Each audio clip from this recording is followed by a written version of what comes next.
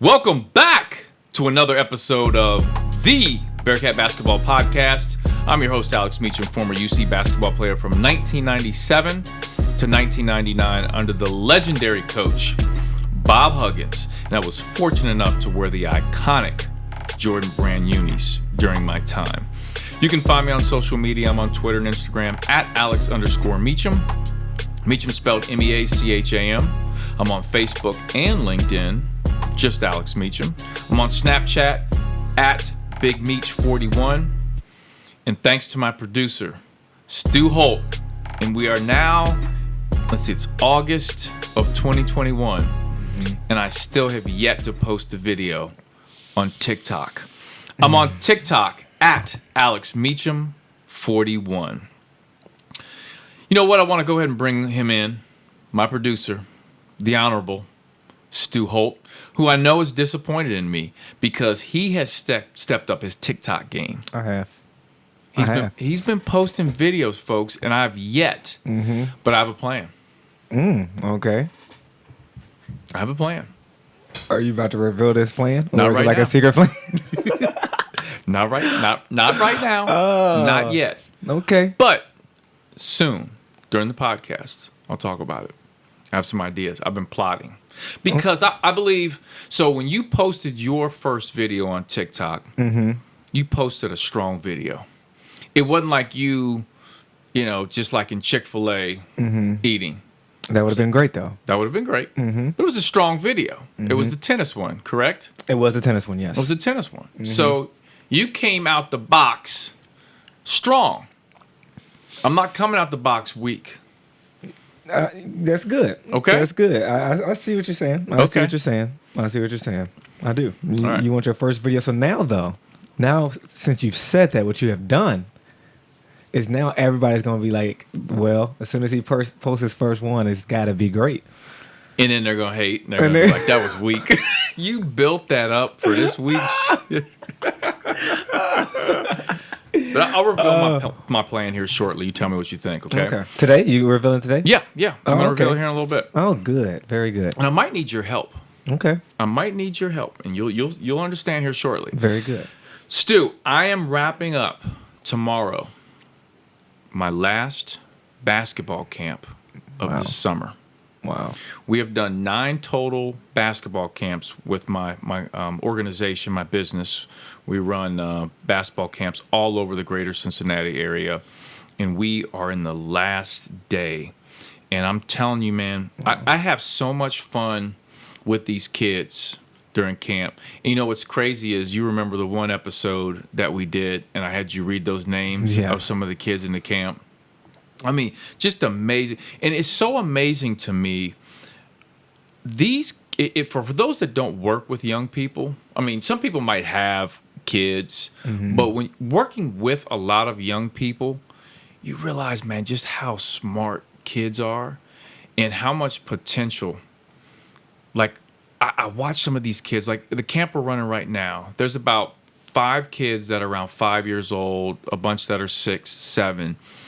And I'm looking at some of them. I'm like, she could be the next big like CEO, star. Yep. I mean, the one kid speaks 3 languages. He's 6 years old. Wow. Speaks 3 different languages. Now you got to think so Micah's 6 years old. By the time he is considered an adult, and even moving forward, our world is changing quickly. Right. I mean, people are speaking Spanish more and more. People are going. I mean, just we're global. To make lots of money now, you have to be global. Right. Right. Yep. And to be global, you have to have somebody that can break that translation barrier if they don't speak English wherever you're doing business with. And here's a kid at 6 that speaks 3 different languages. Now, obviously, his parents speak different languages, and that's helpful. But, man, I'm just looking at these kids, and I'm like, man. And you know how it is, Stu? Like, I think about this when I'm playing basketball for UC or whatever, and you always, after I finish playing basketball for UC, I'm thinking, like, 5 years after I finish playing basketball, I'm a better player, Stu, 5 years after I played for UC than I was when I played at UC. And I took everything I learned while I was at UC, and I got even stronger, faster. I had more. I felt like I had a little bit more time because I was out of school. I wasn't doing classes and all that because I worked hard when I was playing for UC. But everything kind of came together when I got out, and I would go play places, and people were like, "How are you better now than when you were?" And I was like, well, I just took all that knowledge, and then it makes me think like, man, if I would have applied some of that when I play, I might have got a little bit of playing time. Yeah. But that happens with a lot of us, though. It does. It happens with a lot of us because what I tell people is it's tough as athletes because we a lot of times judge ourselves based on our bodies, while the rest of the world, CEOs and doctors or whatever, are judged by their mind. That's strong. And our minds only get sharper. They're supposed to as we get older. But our bodies tend to do the opposite. Wow. And so, as athletes, I did not think about that. That's strong. Yeah. You got to cut that piece you just said of the podcast and send to me. That's strong. Very good. And so that's why, too, athletes, we feel like we think prime age is like 25 or 28. But right? that's physical. That's physical. While the rest of the world, while we feel like we're going downhill, the rest of the world is feeling like we're just getting started. Yes. You know what I mean? That's fantastic stuff. Yeah. But you know what? That reminds me of, like, you look at Michael Jordan, even LeBron James now. LeBron James is in year... What is it? What was he in now? Year 17, 18, something like that. Yeah. Michael played, for the Wizards at 42 years old. And I remember Michael Jordan just saying, like, this is all mental at this point. Like, I'm playing chess out here. Right. With God. And if Michael, now Michael obviously is a different animal, but because when he did play, he was mentally very, very sharp. But here's a great example.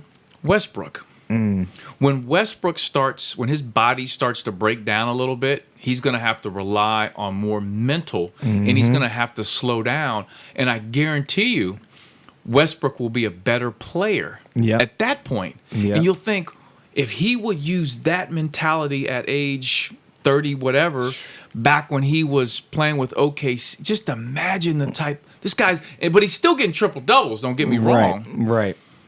Is another prime example playing right now. They still play of the Westbrook or the Jordan. As far as the mind and as you get older, the players have to start relying on the mental, and this player reinvented themselves. You don't let me guess? Go ahead. Derrick Rose. Good. Good. When you start talking, I'm thinking like he's got to be talking about D Rose.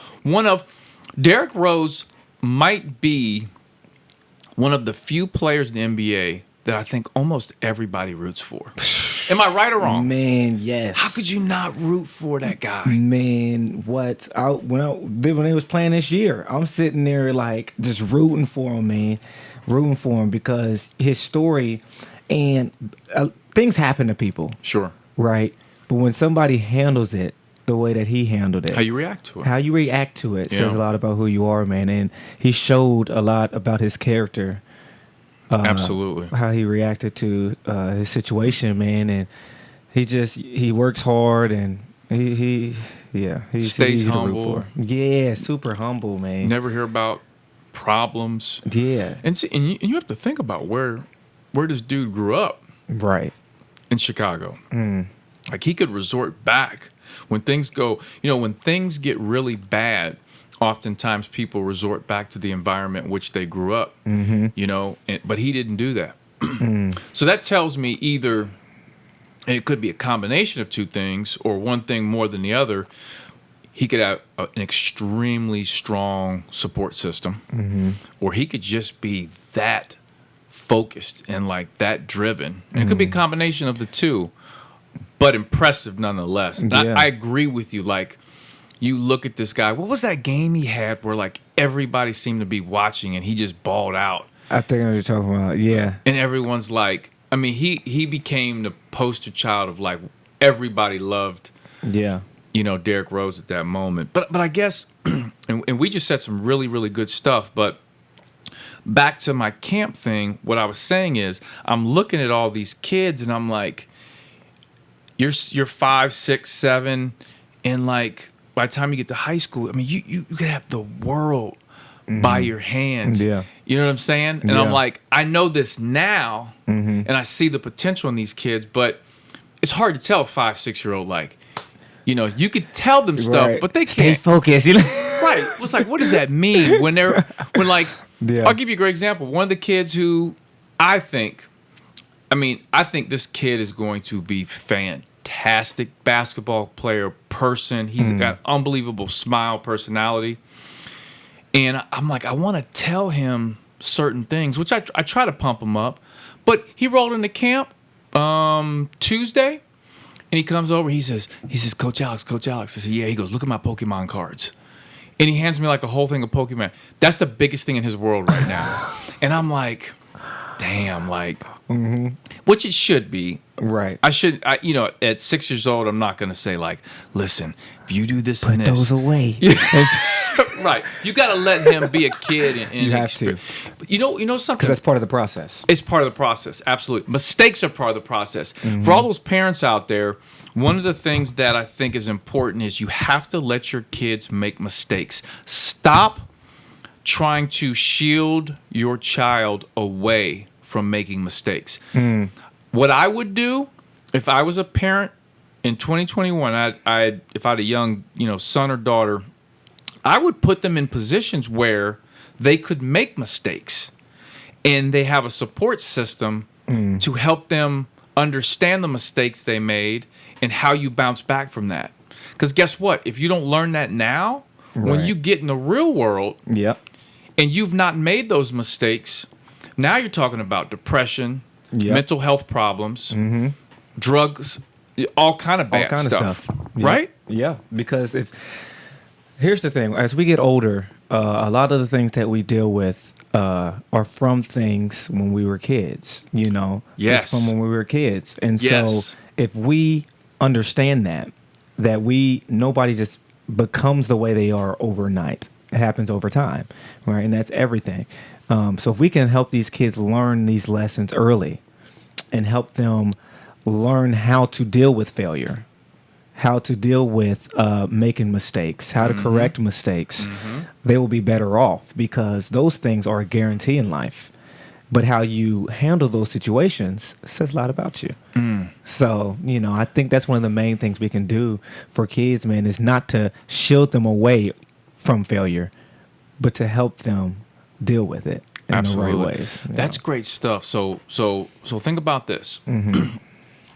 Think about two of our greats. Okay, one of which is Michael Jackson. Michael Jackson is one of the greatest entertainers ever. You agree with that? Oh, what? Absolutely, right? What? Tiger Woods, one of the greatest golfers, athletes, whatever bracket you want to put him in. Absolutely. Think about these two. Both of them, at a young age, were put in positions where I truly believe. Now, obviously, they were pushed and driven to be successful, but they were kept away from so many things of making mistakes that it was just a matter of time before the crash and burn happened. Absolutely. Think about Tiger. I'm gonna tell you a story real quick. There's this guy that comes up to the gym I work out at, and I've seen him for the last 25 years. And a long time ago, he told me, this was like the height of Tiger Woods. He said, he is going to fall terribly. And I'm like, why are you, like, I'm just figuring he's like a hater or something like that. Like, why are you saying that? He goes, he's never been allowed to really make mistakes. When he was in college, he never was allowed to go to that frat party.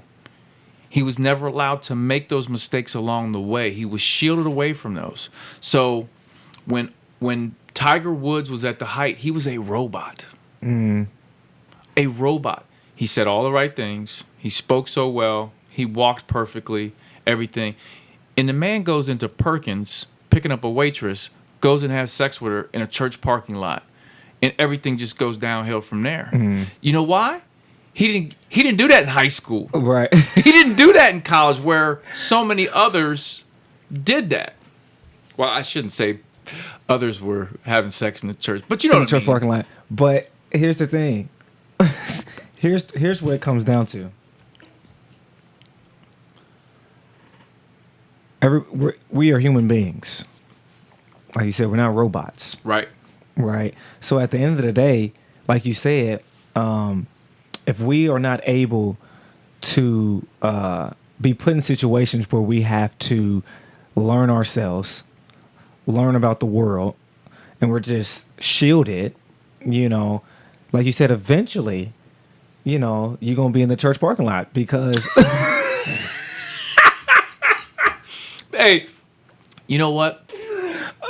This whole first half of this podcast is totally unscripted, but yet it is. So, you said it like this is gonna be good. Because I came into this podcast with just a rough draft, and you were like, "Why should be the best one yet?" Yeah, see, that was really good. Go ahead. You end up in the church parking lot, and so. But seriously though, man, that's what happens. That's what happens. You have to have the perfect balance. Just going back to parenting or adults in general, you have to find the balance to where you give kids structure, but you allow them to find their way. Yes. Guidance is not about necessarily. It's like a kid riding a bike. You know what I mean? You might have the training wheels, and at first you might, but eventually you got to let go and let them see for themselves. And then they're gonna fall. Yeah, the bike's gonna exactly. Yep. But you rather them fall now than fall later, because a lot of times when they fall later, the repercussions, the consequences are higher. Yeah. And there's more at stake. Yep. And so. That's key, man. That's key. That's part of learning, like you said. And listen, it is tough being a parent. There's no book. There are books, but every parent that has a child, a lot of times each child is different.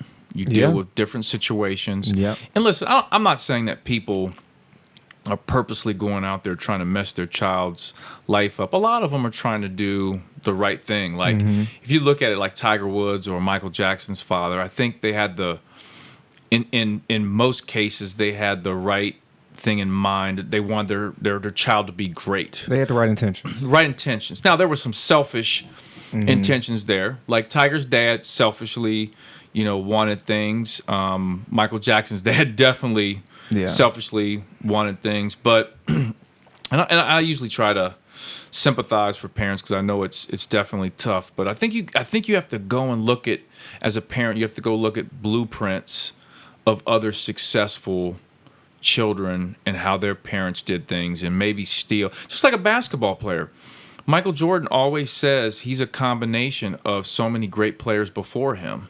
The Dr. J's, the Elgin Baylors, bits and pieces is what made him. And I think as a parent, that's the case. And I think about my teammate, who I'm going to talk about a little bit later, Kenyon Martin. Kenyon Martin is one of the most fascinating teammates I've ever had, because here's a guy who shows up to the University of Cincinnati's campus with a stuttering problem. The man stuttered. He's from the South, from Texas, with an accent. And here you are in the Midwest, where they often say that people from the Midwest don't have, in our area in the Midwest, Chicago and Wisconsin and Minnesota have a distinct accent, but they say that we don't have a very distinct accent here in this part of the Midwest, because that's why don't know if you ever heard this, but a lot of news anchors from this area get picked up all over the country because they seem to not have a strong accent. Wow. Where like people feel more comfortable listening to someone that doesn't have, like, you've got somebody from New York, like if you got somebody from Brooklyn, it's like, yo, the weather is Right. it's gonna be Yo, Cincinnati. yo, right? So, but You're like, who is this? like, who is this guy? Where's they from? So, got me coughing. But with Kenyon, he's got a strong Southern accent. He stutters. And I don't think Kenyon came in overly skilled. But I'm gonna tell you what, this dude had a drive like you wouldn't believe, and he talks a lot about, early on he would talk about the impact of his mother and the parenting of his mother. Like, he was determined to kick the stuttering problem. He was determined to improve his skill. I mean, the man leaves the University of Cincinnati as the number 1 draft pick in the NBA draft. I think he's the last player. I think he's going to end up the last 4-year college basketball player ever to go number 1 in the NBA. He's the last one. And I don't think there'll ever be another 4-year player in college go number 1. Yeah. You agree with that? Yeah, it's rare. I mean, obviously it's rare. Yeah, I agree. That probably just the way that the game is moving, the direction it's going. Yep. Yeah, I don't see that happening, man. Because a lot of those guys, if you're at that level, like you look at Imani Bates, who's considered the next Kevin Durant. Right. He decommitted from Michigan State. They're saying he may not even go to college now.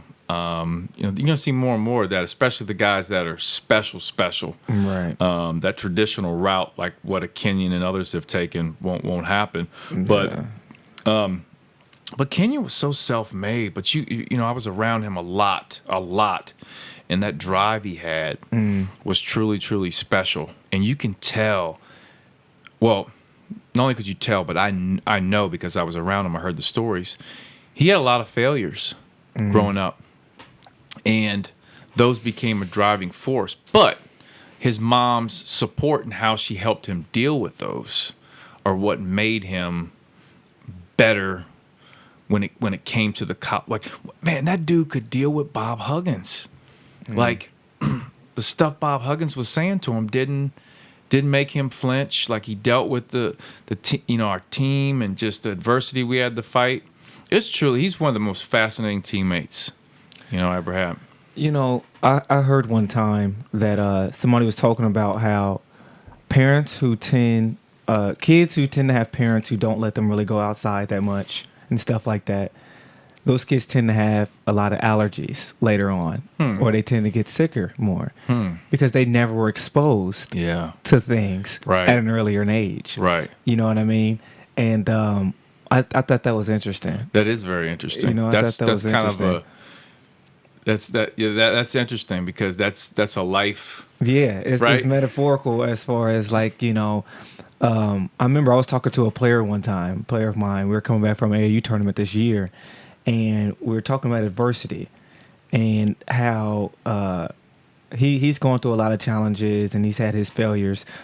But what we agreed on was that when you go through challenges, you have your failures, and you overcome them, it gives you a sense of confidence because you realize, you know what, I'm still here.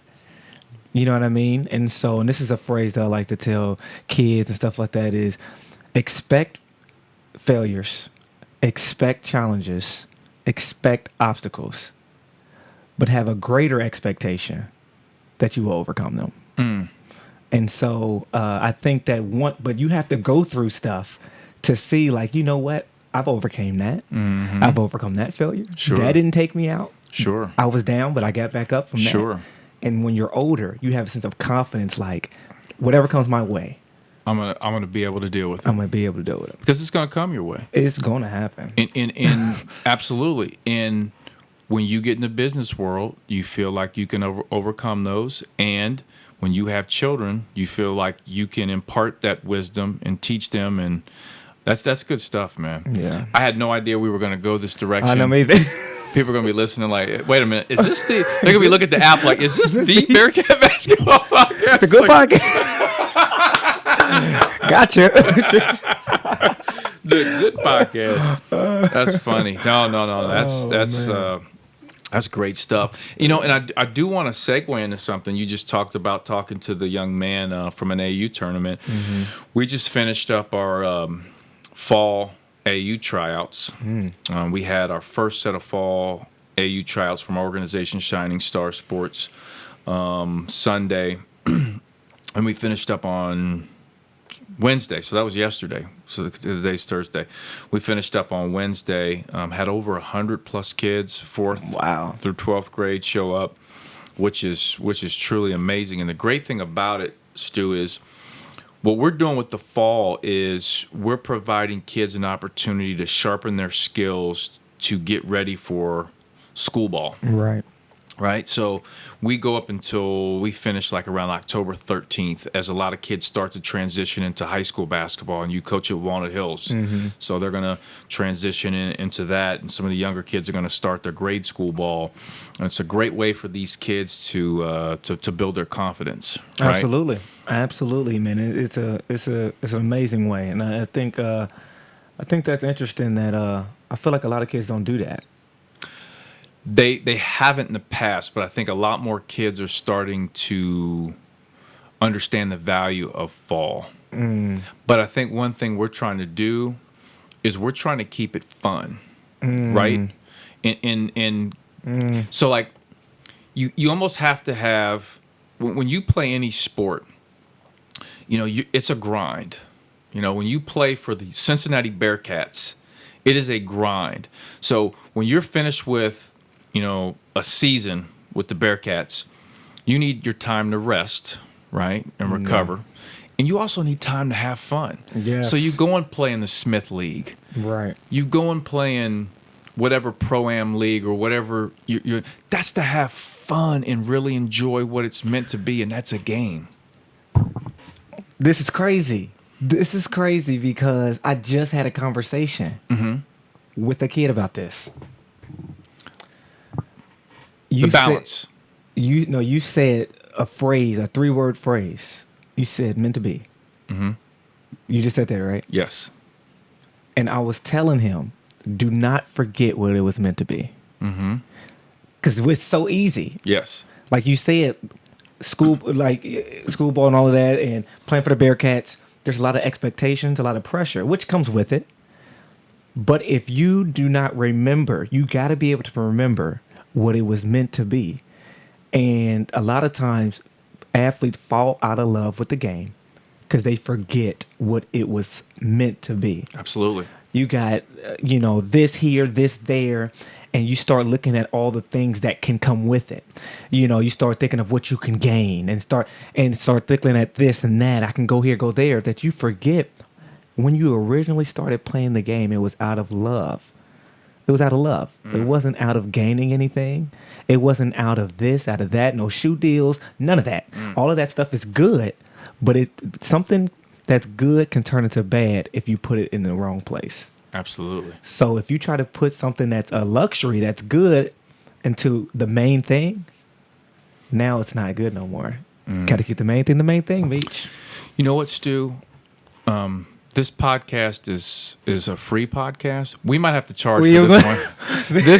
This might be a subscription only one because you are dropping dimes on folks right now, and that's so true. So I know, and I'm not. This is kind of a joke, but I'm not joking at the same time. But I love the Netflix show Cobra Kai, which is a play off of The Karate Kid. Good. Growing up was one of my favorite movies. Or set of movies of all time, series. But in Cobra Kai, on the series on Netflix, and it's funny, it's kind of corny and all that, but Daniel LaRusso talks to the kids about balance. Like Mr. Miyagi always told me about the balance of life. And you are so right. So you see kids, college players, NBA players get burnt out. Yep. Because when you get to the college level, it becomes a job. Yep. It is a job. So The University of Cincinnati, Stu, I think, is doing an amazing job on social media. You can get great in-depth looks at how UC football is functioning, right? And we're going to start seeing that more and more with UC basketball on social media as we get closer to the season. But one thing you'll see is they put a lot of time. This is a $1 billion business, right? Luke Fickell's making a lot of freaking money, folks. Wes Miller is making a lot of money, right? They don't want to lose those salaries. So in turn, they're creating this culture in this program where these kids getting their school paid for, and now with the NIL, a lot of them have the opportunity to get paid through athletic performance, branding, and all that stuff. So that's going to put a little bit even more pressure on these young men and women at their job, which is football, basketball are sports. They're meant to be fun, right? Yes. Meant to be a fun game. So what I think we have to be careful of is, these UC football players, these UC basketball players, or whoever, Xavier, NKU basketball players, there has to be an element of fun, away from the season, where you're just enjoying it. You're just let them go. Back to that Daniel Danielson will talk about, Mr. Miyagi talks about balance. And that's how you avoid the mental health issue, right? Yeah. Because how many you saw these players opting out for mental health issues all over the country? Absolutely. Right? Absolutely. And that's the thing, man. And that because as athletes, mental toughness is like a major key. We preach that so much. Yes. You got to be mentally tough. But, a lot of times we hear that, and so we think we have to suppress all of our emotions. And just like the Tiger Woods thing, eventually something's going to happen. Yep. And you're going to crumble. Yep. And so how do you deal with, your mental health and stuff like that? That is something that athletes really need to know and understand how to deal with stuff like that, because there's so much pressure and expectations that, You know what I had to learn for years when I got out of college, and I wrote the book and then started my business, and as a young entrepreneur, and you know how it is, as an entrepreneur, there's no 9 to 5. That doesn't exist. Like it is, folks, it's 11:15 p.m. right now on Thursday. We're recording a podcast at 11:15 p.m. After we finish this podcast, I have 2 hours of work to do. I have to get up at 6 a.m. and prepare for camp tomorrow. And then I'm jumping on a plane. I'm going on vacation. You have to be at work tomorrow. Am I right? Absolutely. What time do you have to get up? I have to be up at 5. So, and I apologize that, and this is my fault that we have to record this late. Totally 100% my fault. But the thing is, starting the business, and I'm 20 years deep in the business, so I'm a little bit smarter and I'm better. Like we talk about the Michael Jordans, the LeBrons, I'm older, I'm better. But when I was younger, man, I'm relying on the physical. I'm running around, I'm doing everything, and it was all gas, no brakes. Right? Yeah. And there hit a point where it was like, you need to take a trip. You need to take a trip. And that's when I took a trip, and it was just me, and just went away. And I'm like, whoa. Came back so rejuvenated, man. Ready to work.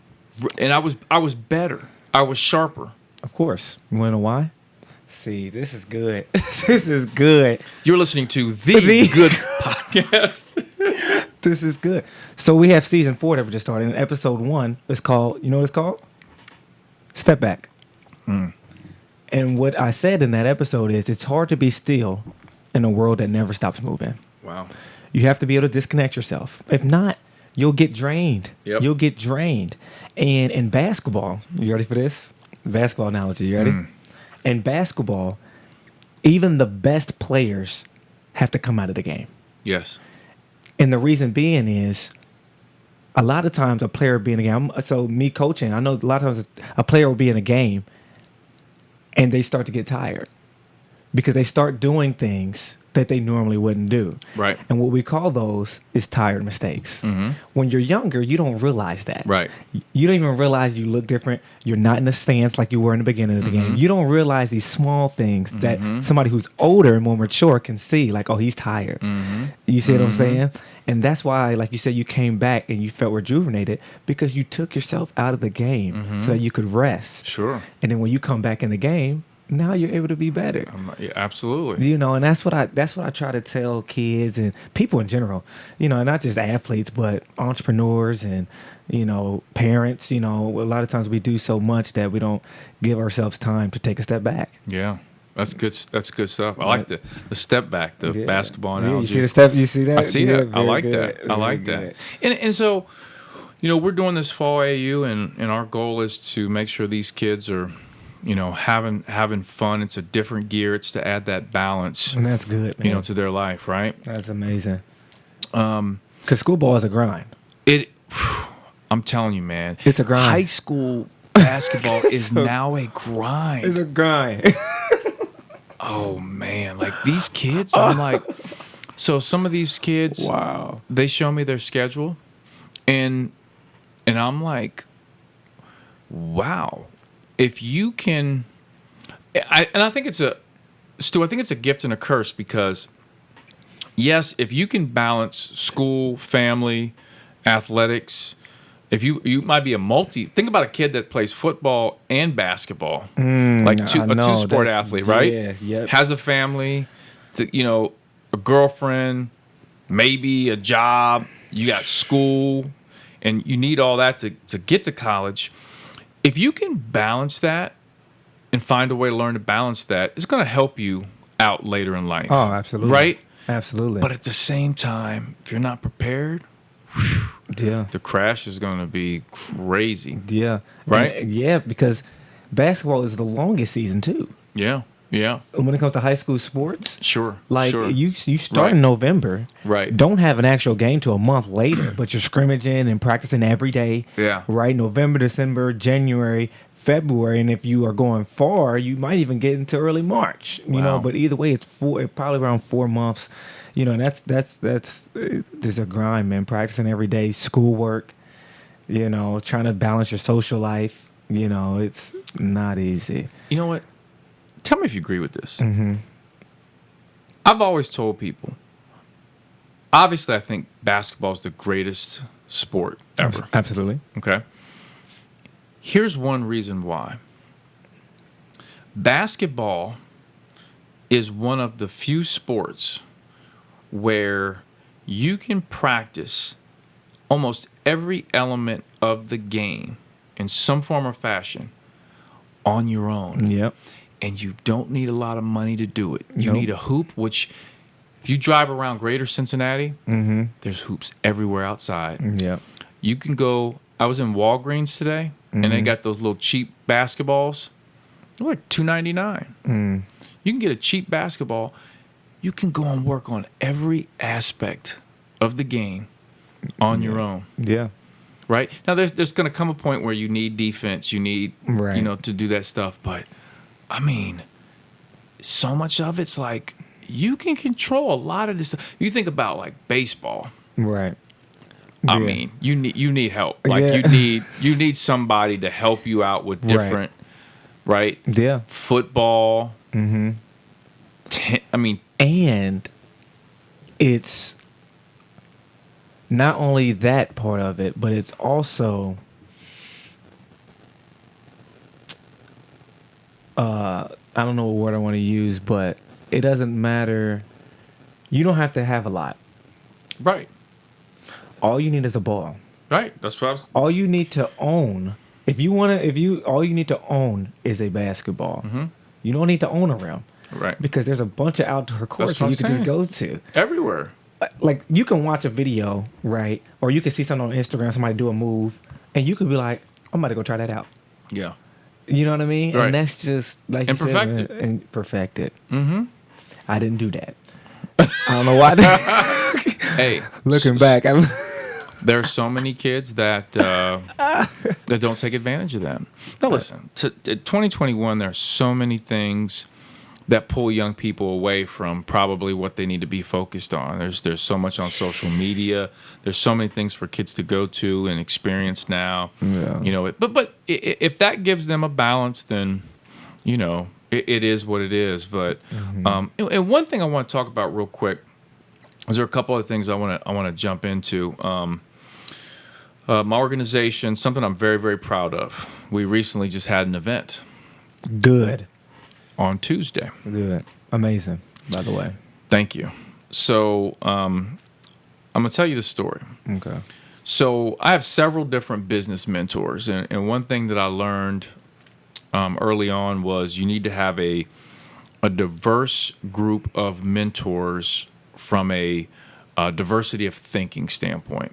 So I have a business mentor who worked for the Kroger company for over 30 years as a high level executive, like third in command. And he dropped so much good corporate high level knowledge on me that's unbelievable.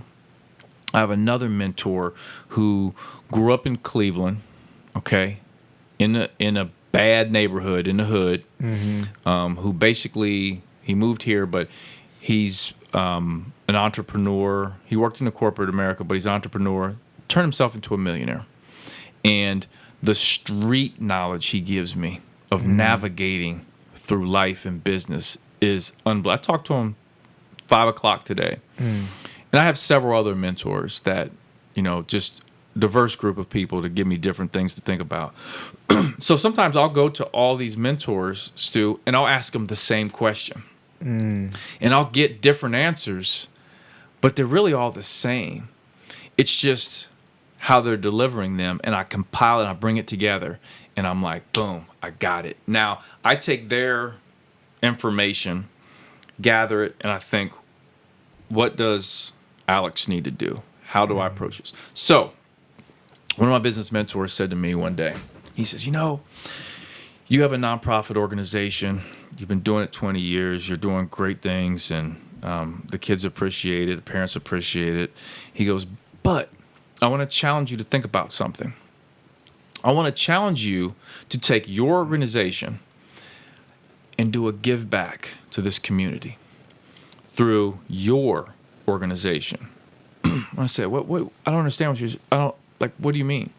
He's like, so find something that's dear to your heart. Like, can you raise money for cancer research? Can you raise money for leukemia or whatever? And I'm like, yeah, but you know, a lot of people are, nothing against that, but a lot of people are doing that. Right. You know what I mean? Yeah. And I'm like, and he's like, no, I'm not telling you to do that, but he's like, you got to find what it is for you that touches your heart as the leader. And so I thought to myself, okay, I went away from the meeting, and I thought to myself, you know what? I love shoes, right? And I'm like, you know what would be really cool? If we could link up with another organization that has a lot of kids that struggle financially, and we could help them out with shoes or something. So I pick up the phone, call the Boys and Girls Club of Greater Cincinnati, and I asked them, I said, hey, what are your needs for your kids? I mean, they shot right back at me. They said, undergarments and shoes. So undergarments meaning socks, underwear, things like that. And I said, shoes is a big need? And they go, oh my God, shoes are a huge need. And I'm like, I need to set up a meeting with you guys. So set up a meeting, and I go and I said, hey, I got this idea. We want to commit to annually raising money within our organization and eventually corporate donations and different things to where we are purchasing shoes for every kid in the Boys and Girls Clubs of Greater Cincinnati. But we've got to start at a certain level and build up. So that was kind of like the birth of this, Stu. And the idea was, okay, the Greater Cincinnati Boys and Girls Club have 8 clubs, right? So over 2,000 kids a year. So I'm like, okay, we can't get 2,000 pair of shoes first year.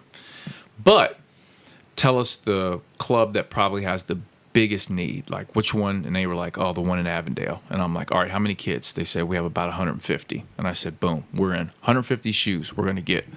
So I call one of my reps at the Foot Locker East Bay, and I said, hey, this is what we want. This is what we're looking at doing. Can you help us with like purchase, shipping, getting the shoes?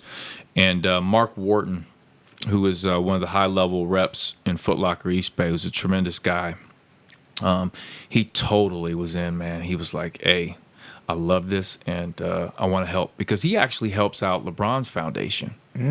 So he does the shoes for LeBron's school. Wow. You know LeBron's school up in? I promise. Yeah, he does all their shoes. Wow. He does them. So, and I didn't know that until I brought our shoe program to him. And he was like, yo, this is what I like to do. He was like, you know, I got to sell a lot of stuff. We sell merchandise all over him. He goes, this is what I like to do. So now I'm like, okay, now I got an ally who's totally in on this. He's like, I tell you what, I think I can get these Nike Kyrie shoes, and here's the price I can get you shipped. And I was like, wow. Now, Nike Kyrie's, those particular ones are about $120 shipped. We got a really good deal on them. Wow.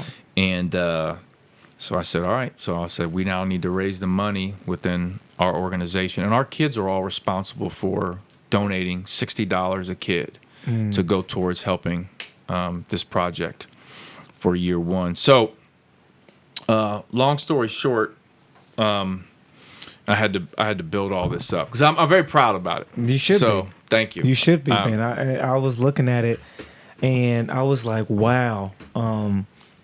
Like, you see something major and how it starts. It's crazy how it just starts as an idea, and how that idea, just an idea, turns into 150 kids benefiting from it. Yeah. You know what I mean? Yeah. That's crazy. That's crazy, and it's an inspiration because we all have ideas. It's the lack of execution Absolutely. that keeps these ideas from, And you know what? That's a great point, because one of the reasons I think we were able to execute this was because I had such a passion to get this done.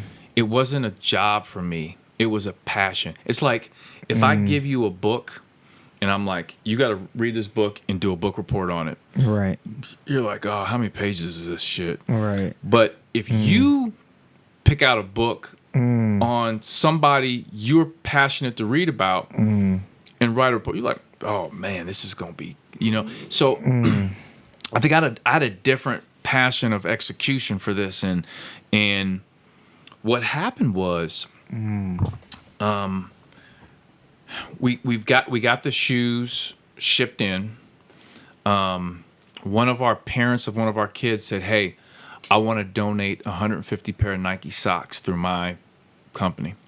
So we got 150 pair of socks to go with the shoes. wow, So I'm telling you right now, the Boys and Girls Club of Greater Cincinnati is doing amazing, amazing work. I can't brag about. And what happened was, too, through all this, the director of the Boys and Girls Club and the board president, I actually know the board president through his children, they reached out to me. And they said, let's get breakfast. So what happened was they approached me and said, hey, we love your thought in all this and what you're doing. We want you to join the board of directors for the Boys and Girls Club of Greater Cincinnati. And I was like, really? Like, wait a minute. So I look online and I look at like who's on the board of directors, and I'm like, you got Katie Blackburn from the Bengals, who's like one of the owners, and you got Dick Williams from the Reds. Like, I can go on and on with like CEOs, and I'm like, you want me? Like, I was like, I don't understand this. So we had breakfast, and they were like, you're perfect for what we need for our board. And I'm like, I'm looking at these names here, folks. Like, I don't know how I fit with all this. And Josh Gutman, who's the board president, he says to me, we need better diversity of thought with our board. You bring that. We have a lot of corporate people. We have a lot of people that sit in the top office. You're at the ground level. You bring a different mindset and thought. When he said that, I knew right then. I was like, man, I'm in, because I understood what he was saying. Like, I could, like, these other folks could come up with these grandiose ideas, and I could be like, yo, that could work, but here's what we need to do. Like, I'm talking to these kids. I know what works and what doesn't. Right. And so I've been on the board for several months now. And well, congratulations. Thank you. That's an awesome thing. Thank you. That's an awesome thing. It's crazy. I mean, it's really cool, because I mean, doing board work for, organizations like this it's very important work you do, very fulfilling, and to come from where I came from the Bearcat basketball team to where I am now, and to be able to do that has been really cool, I know, for me. And to do this shoe giveaway that we did, Stu, I'm gonna tell you, I've got a good committee set up for this event. Jake Mater, Max Davis on the committee, and we're gonna expand the committee out for next year. They were like, hey, man, when we present these shoes, we got to do a big event. Like, we got to get all these kids in there from the Boys and Girls Club. We got to get Shining Star kids. We got to have this place jumping, like a big party. And I'm like, damn, you're right. Like, they're like, this is a big deal. Like, you're delivering almost year one, $16,000 worth of sneakers to kids who just walk in the gym and are getting brand new pair of Nike Kyrie shoes out the blue. And I'm like, wow, you're right. So Austin Schiff, who's the development director of the Boys and Girls Club, he was fantastic. He's put everything together. We did it at the Avondale location, the Dudley S. Taft, in the gym. Over 200 families from the Boys and Girls Club showed up, kids and families. 20 of our Shining Star kids showed up. We had a DJ and free Chick-fil-A, which I'm surprised that didn't get you to come out, but had I known, had you known, that would have ran out. We were like, wait a minute, weren't there just 12 boxes there? And I was in the corner, looked like Cookie Monster, loading them up in your car and shit. But I'm telling you, you saw the videos, man, amazing. It was, and it was something that. See. Here's maybe you. I'm sure you noticed this or you thought about this. Maybe you didn't. Okay. Right. But obviously, you impacted the kids who got the shoes. Yeah. And their families. But you don't know the impact that you made or the impression that you made on the Shining Star kids that helped. That's a good point. I didn't at the time. See, because a lot of lessons are not just taught, they're caught. Ooh. Them seeing that. People, the price of this podcast just went up. After that comment, it's now a $15.95 subscription. Go ahead. Say that one more time, though. A lot of lessons are not taught, they are caught. $15.95. Very good. You want to say it again? We can rise the price one more time. No, but seriously though, man. This is good. So them helping out, them seeing and feeling good about giving back. Right. You know what I mean? Them knowing what it feels like to give back, and them seeing that there are people who may be less fortunate than them and that they can make a difference. Yeah. And that an idea can turn into something like that. Kids don't forget stuff like that. For sure. You know, they don't forget that feeling of seeing the kid get their shoes or your family being happy. They don't forget that, right? They don't forget that, and they'll take that with them for the rest of their lives, and that's amazing. You're right, and I didn't really realize because I was in the moment. So, you know how it is when you are, like you're a coach, right? So you're preparing for a game, right? So you're so engrossed in so many things that are associated with the game. Sometimes you don't realize what an amazing game you're just part of. Right. Because there was so many things. So, I'm trying to make sure we've got every shoe. Like the socks came in. Our event was Tuesday. The socks came in on Monday. And I'm worried they weren't going to be there. Right. And there's just so many things you're like, oh, is this going to come to fruition? Like, how's all this going to come together? And after I posted it on social media, I started getting like these DMs from like kids that weren't even in our program, and just like people hit me like, yo, this is what's up. Like I'm gonna do something like this when I get older. Like I'm gonna have and I'm like, wow. And I feel a little awkward because I don't want to, like, I don't mean to like make it about me or brag. Like, so I wasn't sure how to come across with this, but I'm proud of what we were able to accomplish. Not just me. Of course, I got the idea from my business mentor. It was birthed through that, but it was a lot of people involved in making this happen. I'm very proud and happy for all of them as well. Does that make sense? Like, no, I don't want to... Absolutely. No, absolutely. It's good. This is the type of stuff that needs to be promoted. Yeah. Yeah, for sure. Everything else gets promoted. Yeah. Stuff like this needs to be in the light and be seen, because it's good, man. It's really good. You know what drives me crazy is when somebody does something good, whether it's they make a financial donation to something that will help another kid that needs it, or something like what we did with the shoe, what we call the Kicks Collaborative, or whatever it might be. There is nothing wrong with promoting that. And nobody criticized me but I've seen other people that I know do something positive, and people criticize them and go, oh, well, if you give, you should not promote that you give, blah, blah, blah. And I'm like, no, because what they just did might influence somebody else. Yeah. Because one of my business mentors is a guy named Bob Colehep, who was the president of the Centos Corporation. Like, he is worth a lot of money. But I'm telling you right now, he's one of my business mentors. I talked to him on the phone just the other day. All the positive things that he's done, the money he's donated and all that, has influenced me in a major way. See. And I heard about it. I knew about it. Like, now I know he's a Xavier guy. Like, Xavier Centos Center, he's responsible for that. Oh, wow. I hate to put that out there, but it's him. Wow. Centos Center's on there.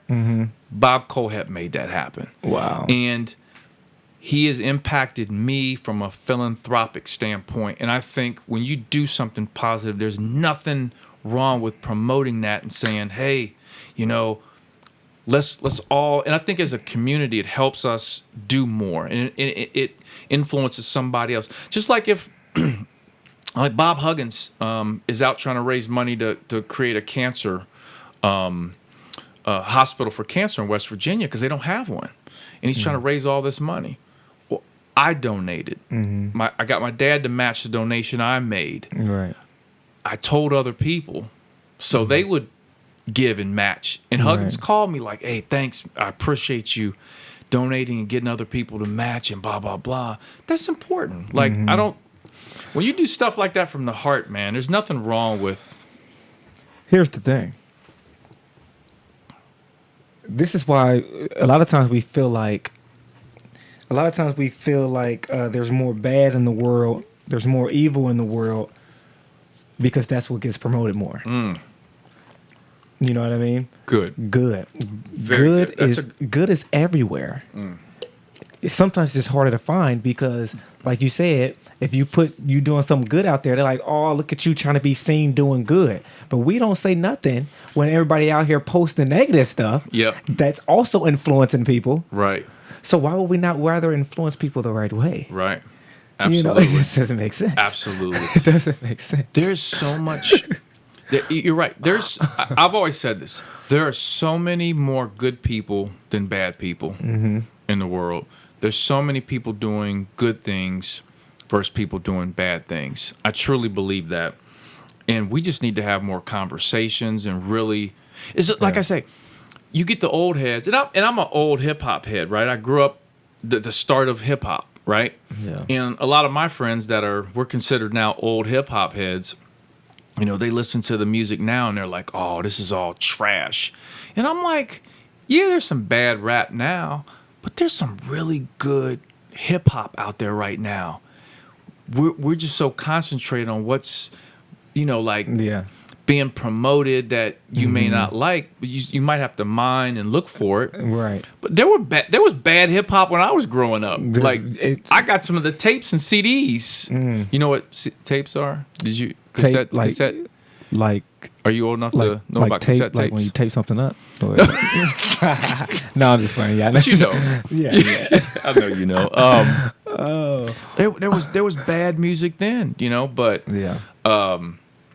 this is good stuff, man. $15.95 for this podcast. Yes, very good. I think it just went to 16. 16 went up a nickel. Went up You know a why it nickel. went up a nickel? Why? Because 11:42, never too late. Guess who walked in the building just a minute ago? Who walked in the building? Colin Cruzy, Good. the one and only. And Cruzy's been working hard. I'm gonna tell you right now. He couldn't be here earlier because were you doing football games tonight? Okay, we're gonna get in that in a minute. You missed the early part of this podcast. He did. You missed Stu preaching. He was. Cruz is actually used to this at this point. Cruz is used to this. He hears me all the time. He is behind the camera of all of my TikTok videos. Shout out to Cruzy. Man, he was. He's always inspiring me when I least expect it. He comes out of nowhere. And he has these quick little quotes and shit that I want to put on a T-shirt. I'm like, God. And he just came up with it because he goes, wait, and then he elaborates on it and he builds off of it. Right. It's crazy. And I'm thinking I need to get my life together with these damn quotes. I'm like, holy shit. And let me say something real quick. Before I forget, anybody out there, Bearcat Nation, anybody that listens to this podcast, I'm gonna put something out there about this. If you would like to donate to the Kicks Collaborative, our event, you can go to shiningstarsports.org, and on the front page there's a donate button. You can click that and donate. I would appreciate that. And our goal is to eventually get up to raise enough money to give 2,000 shoes away to every boy and girl. And that's going to take us, some time to raise. We're going to get up to probably around $240,000 to make this happen. So anybody that can, if you want to donate $10, $15, $60, $100, all of it will help. Morgan Stanley, by the way, is helping handle the account for this event. They're my guy Cam over at Morgan Stanley is taking care of all this, and it's all for the good, man. So anyway, I'm gonna segue into something. As I was bragging about you, Stu, and all these damn quotes you got in your head. I don't know if you make this shit up or you just got it you got a database of quotes in your head. It came to me in a dream. It came to you in a dream. You know what? I'm a huge Jay-Z fan, right? I got his whole catalog of music. I know every Jay-Z song. I could literally take a Jay-Z quote from his music and apply it to almost every situation. My buddy laughs at this. We'll be somewhere and I'll just drop a Jay-Z line. He's like, "How do you do?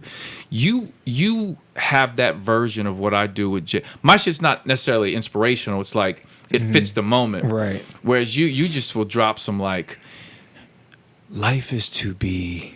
You just going on did this? How the hell did you just? But one of the best things you did.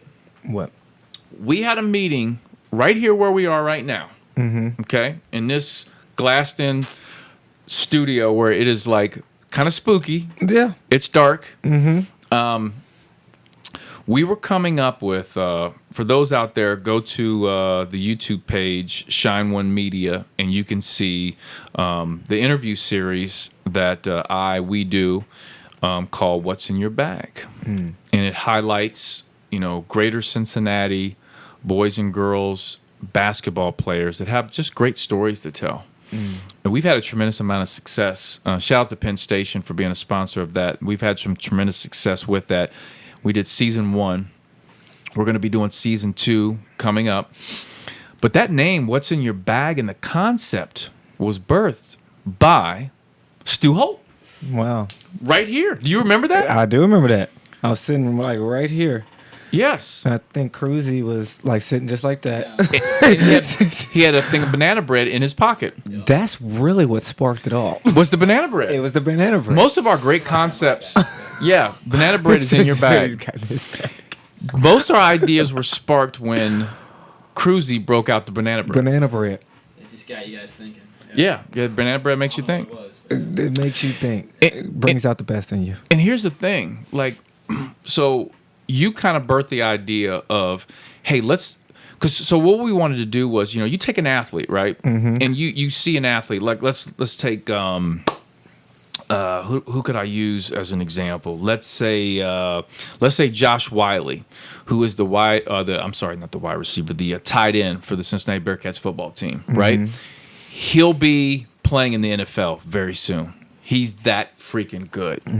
You see the player, but a lot of times fans will look and say, well, what are the ingredients? Like, what makes you you? And sometimes we never hear that story. Yeah. We see the statistics. Right. Right?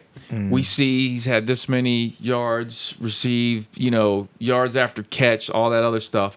But, like, what makes you you? And you had come up with the concept, like, we have items in our life that kind of represent us. How about we have these kids tell a story of who they are through different items? And they bring it in a bag. Because basketball, you always... making a move. You got to...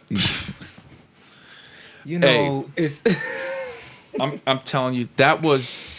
I'll never forget that moment when it was... What's in your bag? Yeah, you were moving shit around. I was like, this is genius. Yeah. It was one of those moments where we all just felt like that's it. Yep. You know what I mean? It was unanimous. Yeah. We was like, that's it. And it's crazy that season 1, we already completed season 1. That's crazy. Yes. It's crazy. Well, so I mean, some home run interviews. The interview we did with Sam Vincent, who'll be playing at NKU this coming year, was a huge. It was such a big success that I'm going to tell you the vibration of the interview. The Highlands. He went to Highlands High School. Sam came on our show before the season started. Sam goes on to win Gatorade Player of the Year. Wins a state championship in Kentucky. Should have been Mr. Basketball in Kentucky, but the voting happened before the tournament started. I still thought he was a player there. But everything he talked about early on came to fruition. But people saw that interview. And, like, our tryouts, we had so many kids from Highlands. Wow. Like, they're wanting to play in our program because they saw this interview. They know about Shining Star now. Wow. The vibration. And all of them, like these 2 kids, Colin and Salem, they were like, hey, you're the what's in your bag guy. Wow. And I was like, yeah, my name's Alex. But that's cool. I'll be the what's in your bag guy. Right. It was cool. So we had Sam. We got Wyatt Veith, who's at Thomas More, incredible player. We did Paul McMillan IV, who's now going to school out in Arizona. Who'll be a big-time college basketball player. Rayvon Griffith, who should be an NBA player at the end of the day. KK Bransford. KK is arguably the best girls basketball player in America. And how there's not more stories on her. It's crazy. Is unbelievable. It's crazy. Unbelievable. I was on Instagram. And it was like something, I can't remember what it was. It was like some event, or it might have been like a game, or it might have been, I don't know what it was. But they was like, it was on Women's Slam.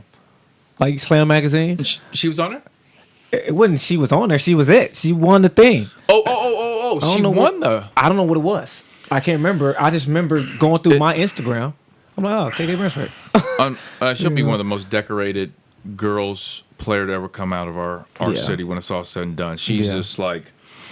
And to think, like, we didn't chase any of these interviews. They were like landing on our lap. Like people, Right. after we did a couple, people were like, hey, you need to interview so-and-so. I'd reach out. They're like, oh, hell yeah, I'm in. Right. Unbelievable. And what's so great about the interviews, you can take, so we're interviewing KK on the way up. KK should eventually play in the WNBA and be a star. Yeah. Right? Yeah. And like we can go back to that interview and like we got her on the way up. Right. You know what I'm saying? Like Right. And those be the most, you know what I mean, like precious ones. yes. You know what I mean? I see so many videos that I've never seen before Yes. of Kobe. Like in high school and stuff. After he passed away? Yeah. Yes. I'm know. like- They just started coming out. It's I'm like Kobe in high school taking a test. I'm like, what? Where was this at? but they're fantastic to like. They're unbelievable to see. Amazing. In the mindset of that person at that particular time. There's a video of Tupac that surfaced, gosh, I don't know how many years ago. But he's like in a classroom, right? And he's like telling people about like his new song. And obviously, you know, fast forward now, it's really old, and he was breaking down the lyrics and he was like doing it a cappella. And everyone in that room is like locked in. And he's like just going through the lyrics, and you know how he is. He's all emotion. Right. And I'm watching it getting goosebumps like, Wow. this is crazy. And no one had ever seen it before. Like some dude that was in the room got the videotape of it and just posted it. Not knowing, like, I'm like, this is a big deal. Right. Like, this is unbelievable. Yeah. You know what I'm saying? Like, Yeah. like any footage of him, you know, because he passed away, there was so much. And you got to think back then, people weren't recording like they record now. Like, I take my phone out and record you or Cruzy or whoever. Back then, you couldn't do. We had pagers. So, Yeah. but to have it, just imagine, like, if Kevin Durant or LeBron James and Steph Curry, like, I mean, that's how I feel getting interviews with these kids now at this level who eventually will go on to be, I think, major stars. Like, we're getting them at the ground level, and that's incredible. So shouts out to you, and then also shouts out to Cruzy for the execution. Cruzy's great. Of everything. So that's on that Shine One Media. You can go back and see all 10 of them. They're fantastic. Yeah. And I'm excited too because I should be back now that I'm gonna like cross my fingers and knock on something. I don't know how this COVID thing's gonna go, but hopefully all the high school basketball stuff, you know, goes smoothly this year with the variant, which I'll ask you about here in a second. But I should be back on WLWT, our NBC affiliate here on TV, doing the Basketball Insider Report. And I love that because I get to talk about, highlight some of the great players and what they do on the court in the greater Cincinnati area. So that'll be every Friday night live as normal. Have you ever done live TV before, Cruzy? Somewhat, a little bit, yeah. Yeah, you've done it? I have a little bit, yeah. Have you done live TV before? I have not. Live TV is very interesting because if you fuck up, there's no going back. Like, and I have fucked up. Yeah. One time, so I usually do it with the guy George Vogel, right, from Channel 5. And George Vogel is like a Hall of Fame sports in Cincinnati. He is the classiest guy. He's the most professional, great guy to work with. So one day he's out of town and I've got to do the segment with somebody else that's, you know, works at WLWT. And no offense to them, but they normally don't do the Friday night show in with this segment. So for whatever reason, their lead-in to what I was talking about, and a lot of times I have to like go off the top of my head with everything. The lead-in didn't match the video, so the B-roll of what was being shown. So I'm literally talking about a kid. So let's say I'm talking about Colin Cruzy, but they're showing Stu Holt, and they have Stu Holt's name and Stu Holt's statistics, and I'm going, Colin Cruzy out there averaging, and it's you, and I didn't realize it, and come to find out after it was over, I'm like, oh my Lord, I totally, and the problem is, a lot of these kids and parents look forward to their kids being talked about on TV. Right. And here I go, totally messing up. And I'm like, and that bothered me. So we do another taping. So we'll do it live at 11:30. And then we'll retape the segment to air for the morning show. So they'll kind of like lead in like, okay, good morning, Alex, blah, blah, blah. But it's really like 11:45 at night and we're recording it. So I got it right then. And then I had to I was sending it to the kids that I messed up. I don't even know them. And I'm like, hey, this is the good one. My bad, my bad. So live TV is... Yeah. And I have to improvise quite a bit. And just we have to go with the flow because there are times that... So I'll get to the studio. And in Cincinnati, Ohio... 2 things move the needle. That is weather and traffic. Everybody wants to know what's the weather going to be like tomorrow. Right. And then depending, if it's in the morning time, they want to know the traffic because I had to get from point A to point B. And 71, 75 are always a mess. You know that. So whenever I do my basketball insider, it's during basketball season, which is the winter, and everyone wants to know. Oh, yeah. So a lot of times I'll have this much time to do my segment, and then come to find out there may be a snowstorm tomorrow, I get cut in half. So all the notes and everything that I've prepared now have to be adjusted. So I've got to be able to improvise. Yeah. And sometimes I feel like I'm an auctioneer because... an auctioneer, like, so I'm like, he's got average 25, and the rebounds, yes! I'm like, man, did I just fly through that? Oh, man. Oh, snap. But I tell you, live TV is probably one of the closest things that I've gotten to that's been like playing college basketball. Because, playing college basketball is like everybody's looking at you. It's live. Right. Everyone's there. And you've got to improvise. Yeah. Right? Basketball is a scripted sport that requires tons of improv. Okay, here's the play you're supposed to run. That's good. You out here. 17.95. The price goes up. Wow. It is. Think about it. It's a scripted sport. Every team comes into it with, here's our first 3 sets we're going to run because Walnut Hills is playing Loveland. Loveland's going to come out. Let's say Loveland comes out in a 2-3 zone. Okay, we know they're going to come out in 2-3, so here's what we're going to do the first couple sets. Now, good and well, Shane or Bobby's going to run the wrong way, and everyone now has to react. It's improv, right? And you've got to be able to do it. Same thing with live TV.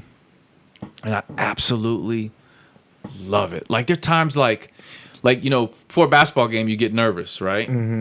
Sometimes, no matter what, you get butterflies. Right. And I'll get butterflies too before, sometimes you go on live TV. Because, you take pride in what you do and you want it to be, especially when you're talking about young people, you're like, man, I got to really say the right things, for these kids, which I have to tell you, though, the one segment that was one of our biggest segments is when I highlighted Dom Contrella from Turpin, and one of which was his game winner versus you guys, Walnut Hills. I just wanted to point that out. That was one of our highest rated. You can find Meacham on that.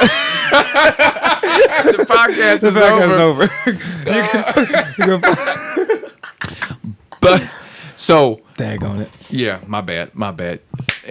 While I'm thinking of it, great segue. This segment is sponsored by the College of Arts and Sciences at the University of Cincinnati. They have a new flexible bachelor's degree that will allow you to graduate conveniently and affordably. You won't lose any credit or have to start over. Shouts out to the College of Arts and Sciences. I'm going to talk about them here in a minute. Stu, let me ask you this. Just when we think we're getting out of this pandemic and life's kind of getting back to normal, this Delta variant pops up. And first of all, when I heard that, so I don't watch a lot of TV. You know, I kind of walk by TVs everywhere I go, like if it's at the gym or at the house when I'm getting ready, and I kind of just hear shit and I just put it in my head, and then I see stuff on Twitter. But when they were saying Delta variant, I'm thinking like something was happening with the plane, like Delta Airlines. You know, people were acting fools on planes. You know what I'm saying? Like, you seen it? You saw they duct taped that guy? Yeah. That was the funniest. That was it. You didn't see this? No. So It's like multiple people. It's like the Cub. It's been happening a lot.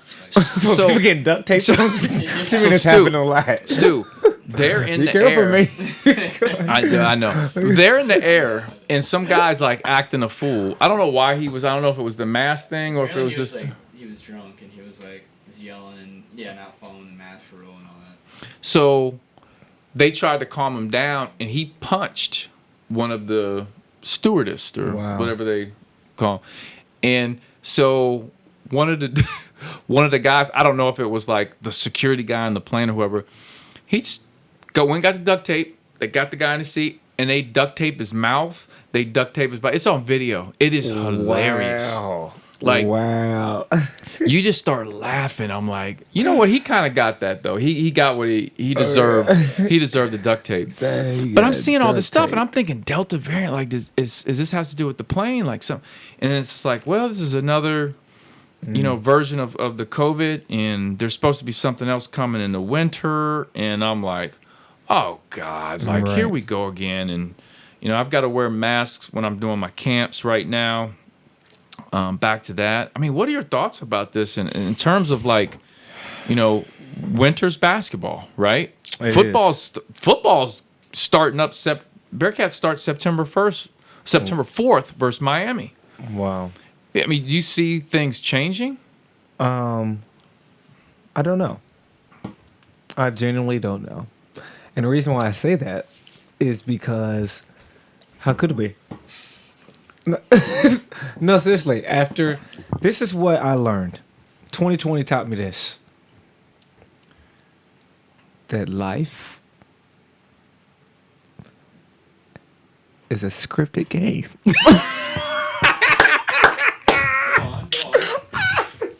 Yes. That needs to be improvised. Absolutely. No, Absolutely. but seriously though. No, in all seriousness, 2020 it showed all of us that you can have plans, you can think you can be almost 100% sure, and it just doesn't go that way. Yep.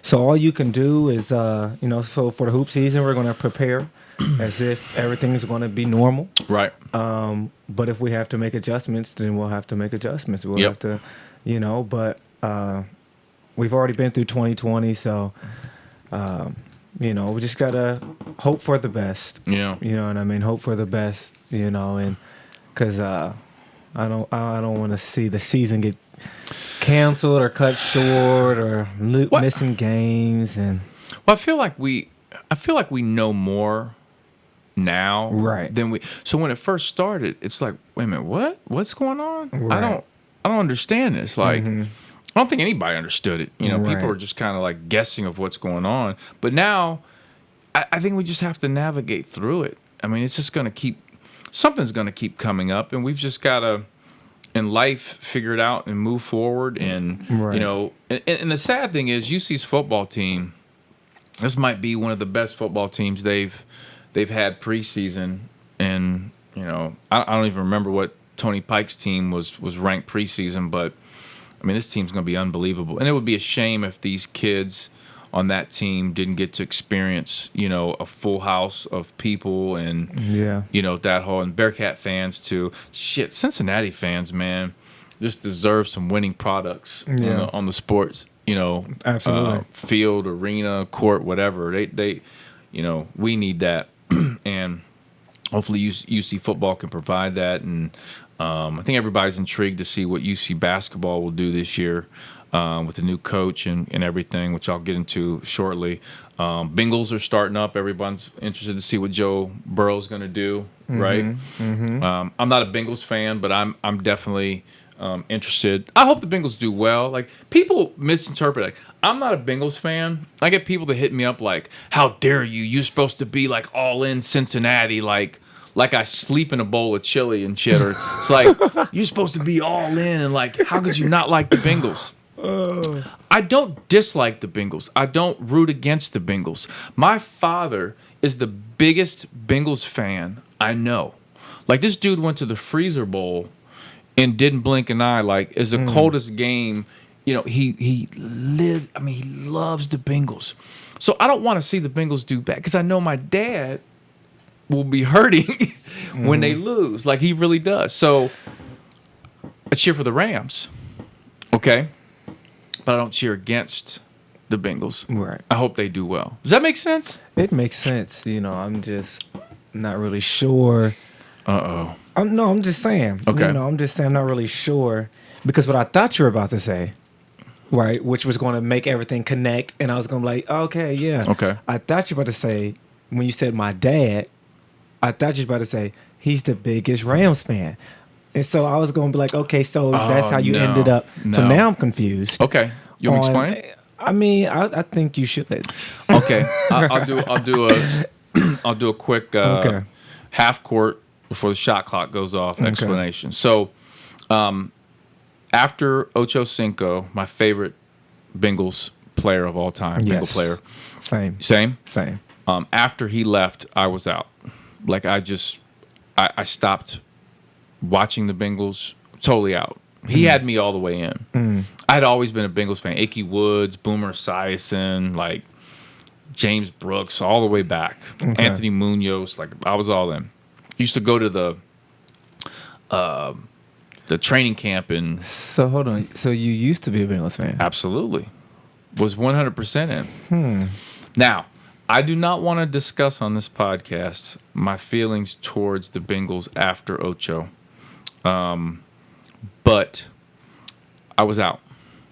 And I was not a NFL fan for a while. Man, he was hurt, man. He quit the whole sport. I didn't even watch the NFL. I didn't even know who was like he boycotted on teams. the NFL. I didn't. And I ended up having a kid that played my program, 2-time Super Bowl champ. And I wasn't even watching. Man. Yeah, Greg Scruggs, who's now an assistant coach for the UC football team. He played basketball on my program. Wow. Seattle Seahawks. Should have had another ring with the Seahawks. Ended up playing with the Patriots and then the Bears. But what happened was some of my friends told me basically I was no fun anymore. So because I didn't have an NFL team. Because listen, let's just be honest. Sundays,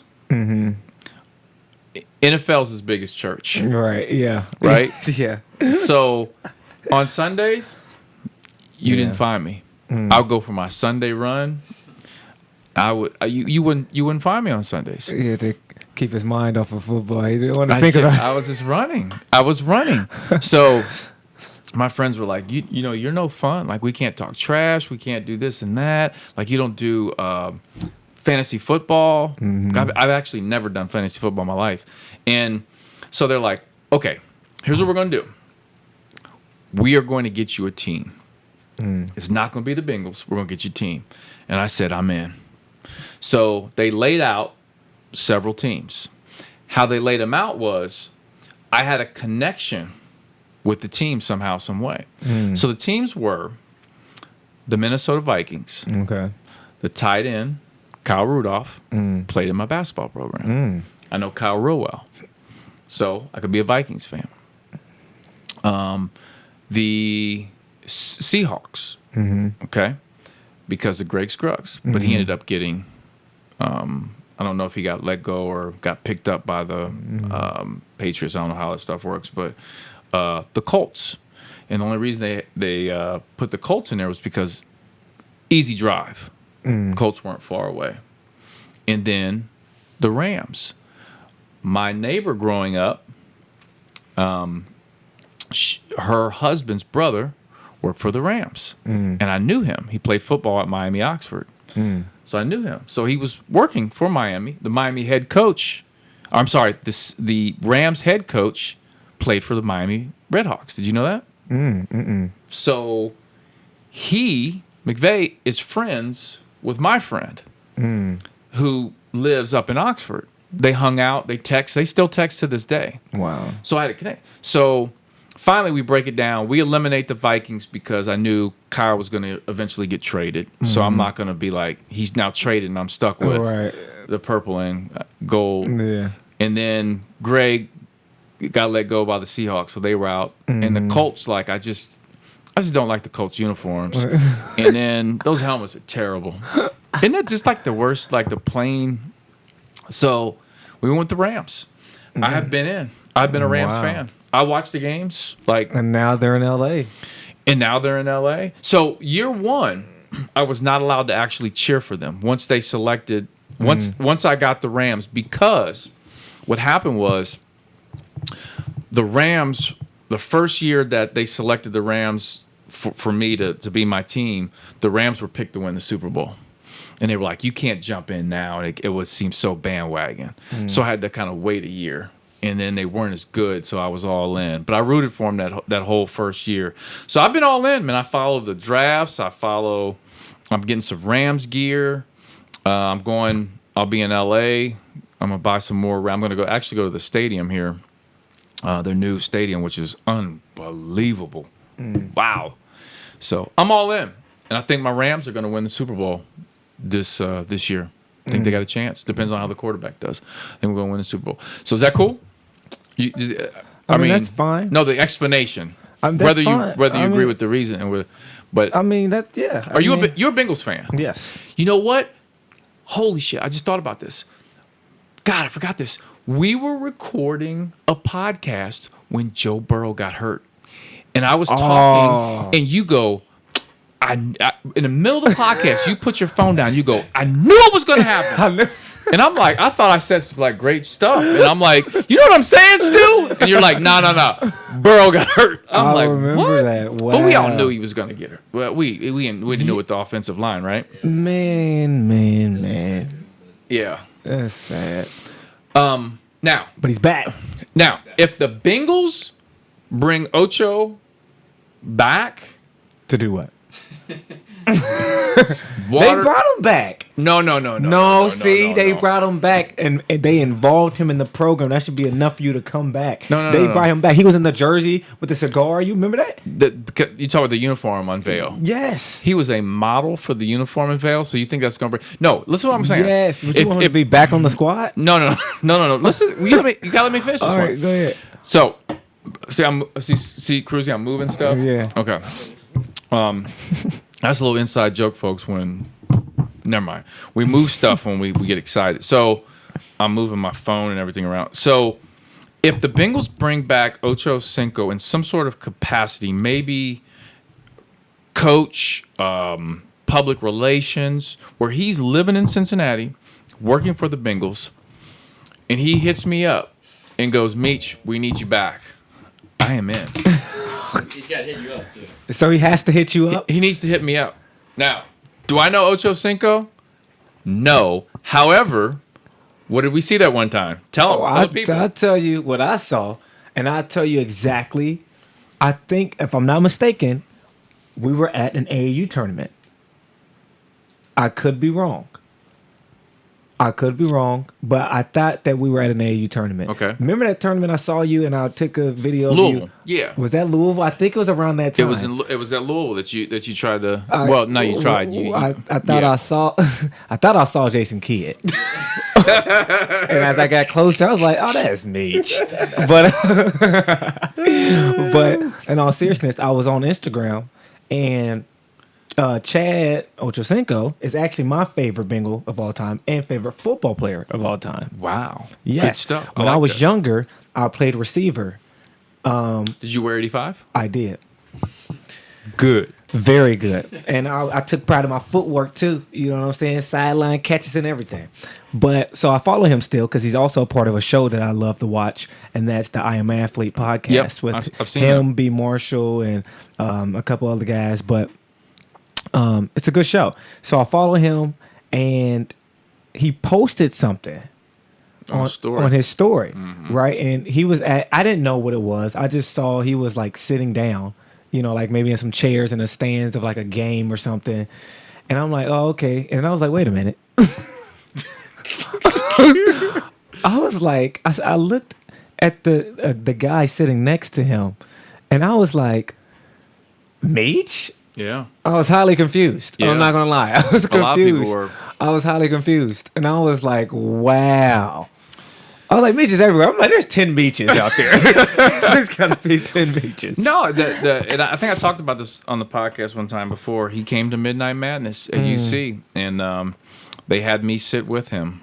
And being my favorite Bengal, we sat there. It was just he and I. There was like nobody else around us. Yeah, that's why I was confused. There was like 30 chairs to our right and left, and it's just he and I I'm like sitting there. Yeah, and then I posted it, and then he like reposted on his story. It was funny, but I need a call or text from Ocho Cinco to pull me back in. What if he texts you but he doesn't? He's not back in the city. He's Okay. not. What if he's just like, I think you need to go back to being a Bengals fan? If he reaches out, I'll consider it. Yes. You know what? I think when he posted that, That was his way. that of was saying, his way. That was his way. Why else would he do that? Why else would he do that? I think that was his way. I'm just saying. I still need a call or text. Okay. I'm just saying. Wow. We've covered a lot. This is so we're at $17.95 for this podcast. $17.95. Yes. So I listen. The point is, I hope that we are able to navigate through the fall and winter with whatever Delta variant, whatever we're going to face with this COVID situation, and able to kind of manage through it. Because I mean, like I said, I want to see the Bengals do well. Everyone wants to see what Joe Burrow do. The Reds are like, as long as Stu doesn't go to a game, the Reds are winning and like. Actually, it broke. It broke. The last one I went to. Can I say it for all the people that may not know? Go ahead. Whenever Stu Holt goes to a Reds game, they lose. Or Bengals. I didn't tell people that because I didn't want to seem like I'm just out here ruining the city. But it's been you this time. But I don't go to games like that. Okay. I stopped for a reason. Okay. I stopped for a reason. But So just Reds games, just they lose when you show up. Mm-hmm. So they've been winning, and you went to a game and they won. I did not know this. The last one I went to, I posted it on my story. They won. But you know what? Oh, was this the one where they almost lost? Oh my goodness! Yeah, you did post it. Man, it was like 6-0. It was like 6-0 or something like that going into the eighth. I think it was like 6-1. They won 6-5. You didn't post it. I posted it when they won. He did. I posted it, but He did. when they were coming back, I was like, I almost felt like people was looking at me, like, oh, he here. That's I was looking straight ahead. I was like, man, they probably know I'm here. They were gonna beat you up. Man, if they would have lost that game, Get 'em. that would have been the ultimate sign. Get 'em. Like Yeah. if they would have lost that one being up like that, and then in the eighth inning. That's what broke the curse. They won. They won, but I still felt it. Them coming back, I'm like, it's still kind of there, you know. Have you been to a game since? No, I have not. Okay. Well, they're doing well now, so don't go and like mess up But anything. now maybe it's reversed. Well, it might be, but just stay away for a little bit. I think I'm gonna go. I think I'm gonna go. Stu? The Stu. other team gonna hit a home run for the win. I'm gonna be the one to catch it. I'm like, oh, there you There's it. Stu, I'm a Reds fan. And I enjoy when the Reds are playing well, there's a good vibe in the city. It is. So stay away from those So games. y'all welcome.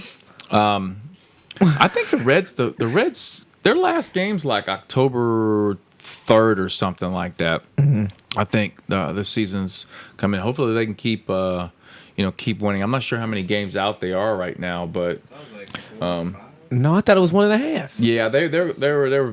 They getting closer and closer. Yeah. which is crazy because That everyone's Castellanos, is that how you say it? what? Huh? You just making up? No, I thought that's how you say It it. was close. How you say That's it? it. I'm gonna mess it up. Nah, that see, was now it. You trying to tell me I was everybody's- close. That's it. Castellanos. Yeah. Castigliano. Say it again. How Sound do like you, one of your campers. how do you, but I like how you rolled it. Castellanos. Hey, you ever seen what movie is that when Mike Epps is in the car with, I can't remember the other comedian, and Mike Epps is the pimp named Powder, and they're improvising, and what movie is that? I can't remember that. And Michael Epps accidentally says "Nada netta." You never seen this? Nah. Oh, I gotta show you that clip. That's what that reminded me of, because you just like literally made up an extra spice in his name. You like spiced it up a little bit. You're looking it up? You said his name was what? Cheddar. Huh? His name Powder. Oh, Powder. Was it full transcript?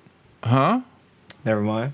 Are you looking the clip up? I tried to look up the name of the movie. Oh, God, I can't remember the name of the movie because I think it had something to do with How like a High? college. It was How High. It was How High with Redman and Method Man. Yeah. And Mike Epps was the pimp, Powder. And the other comedian in the car, and Mike Epps is like "Nada netta," and the other guy's like, "Oh boy, I love it when you say that, nada netta." You never seen this? No. Oh, I'm showing you that clip after. It's not funny when I'm saying it right now, but it trust me, it's Mike Epps is funny. It's hilarious. All right, listen here. We got to get serious on something here. Okay. Okay. Basketball season is coming close. Yes. And then shortly after that, we'll have, during that, we'll have Christmas. Hopefully, we have a Walk of a Lifetime audiobook by either basketball season or Christmas. My book, Walk of a Lifetime, which came out in 2000. We should have started the process for the audiobook in 2000. We are still waiting to get the audiobook approved. Maybe they just don't like my voice. I don't know what it is. Maybe but they shut down or something. Something. We got to hit up Bezos or he's up in space right now. We got to hit Bezos up in space. Yeah, he's. Oh my goodness. But hopefully, because I'm gonna tell you what, this Walk of a Lifetime audiobook is very cool, because when we recorded this, we started almost a year plus ago.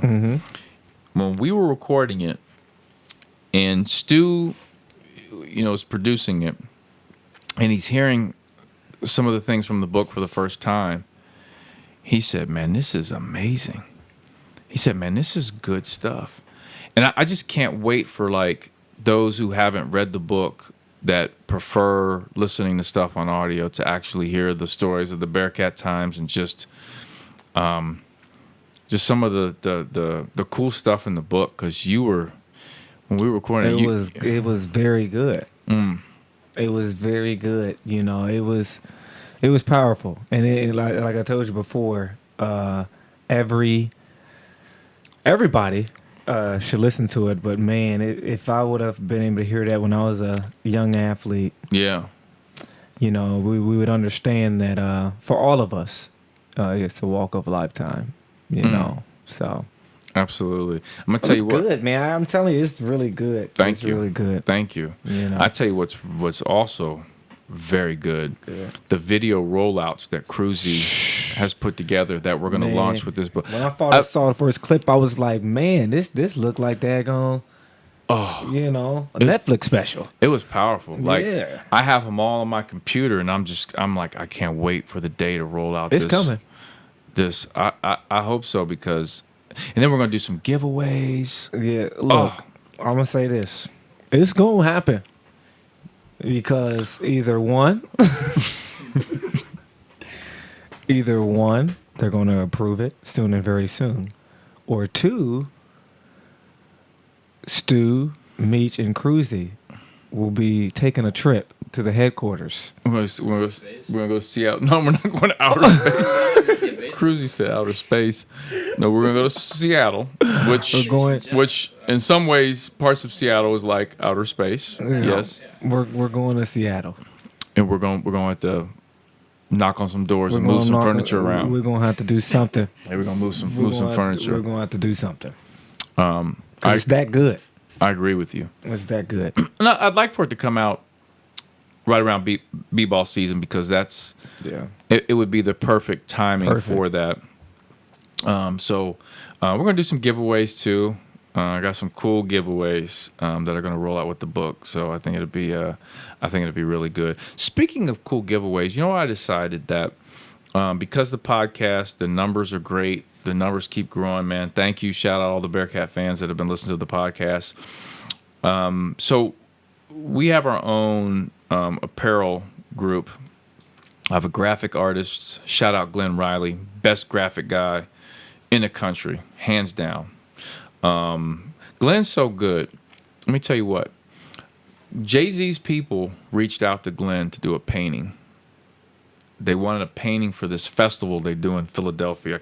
Made in America, I think, is the festival. Mm-hmm. And Glenn did one of the paintings. Wow. For the festival. Yeah, that he's that good. Like, and Glenn is your graphic designer, artist. So like, I don't think I have it here with me now, but he's done tons of artwork for me over the years, just paintings and different stuff too. He's just a tremendous artist.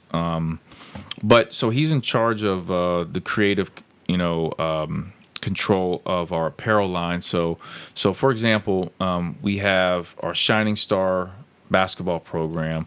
We have a bunch of shirts and different things that are kind of like the spirit wear merchandise. By the way, if anybody's interested in going and looking at, you can go to shiningstarsports.org or Shine One Apparel and click on, and anything you purchase from our apparel line, all that money goes back to help out the kids in our program, the ones that can't afford it. So all of our apparel is 100% for the kids that struggle financially. We have Shining Star apparel, the Bearcat Basketball Podcast T-shirt that I'm rocking right now. Good. Is available on there. Which one of my basketball camps I'm running, a gentleman had purchased the podcast shirt and was wearing it. Wow. Yes, and his daughter was so awesome to have in the program, in the camp. She was super cool. So he showed up, and I was like, "Man, nice T-shirt." He's like, "Oh man, I listen all the time." He's like, "I had to support." I was like, "I appreciate that." You can get the podcast shirt on there. We have some other Bearcat themed stuff that we've got rolling out. I posted a picture recently, and I was wearing a shirt that has a Jay-Z line. And it's from one of his songs with Beyonce, and he talks about Nick Van Exel. And I'll get in that shirt a little bit more shortly because I wore it when I was in Vegas. I'll talk about my Vegas trip, but a lot of people online wanted that shirt, so that shirt will be available. I'm going to probably release that tomorrow. So we got a Cincinnati shirt, Bearcat themed shirt that we're going to drop probably in the next couple of weeks. That I think is going to be pretty big, so everybody's got to go on there. But I'm going to have some shirts to give away on the podcast moving forward. So I'm going to do some shirt giveaways. I think it'd be pretty cool.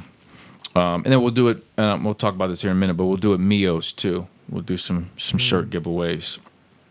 Let me talk about my Vegas trip real quick. Very good. I just got back from Vegas. I was in Vegas for a week. I do not like Vegas, by the way. Well, at least the Strip, where the actual casinos. I don't gamble. And the Strip's like just wild. There's just like, it's like there's just they just got a bus that they just drop. Like, it's like, let's put all these crazy people on one bus and just drop them off like on the Strip, and then we'll pick them up and then we'll bring them back tomorrow. Right. And it's like, whenever I go to Vegas, I take a walk on the Strip and I'm like, where do these people come from? This is some wild stuff.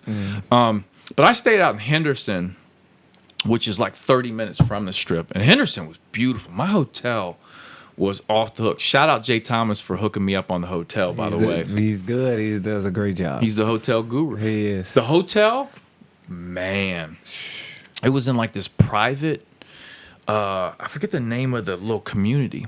I felt like I was in Italy. Like there was like a body of water. There was like boats, it was like a boat, and then they had like this bridge that was enclosed that went across, and there were like all these like homes. My hotel wasn't that one, but it was next to that. It was like on a body of water. My hotel had 2-story pool. There was like a pool, like outside pool on the upper and then lower level, and then they had a man-made beach. It was a man-made beach. Dang. And then there was a hoop. It was like a hoop court. It was like, wow. Like it was a great hotel. So anyway. Wow.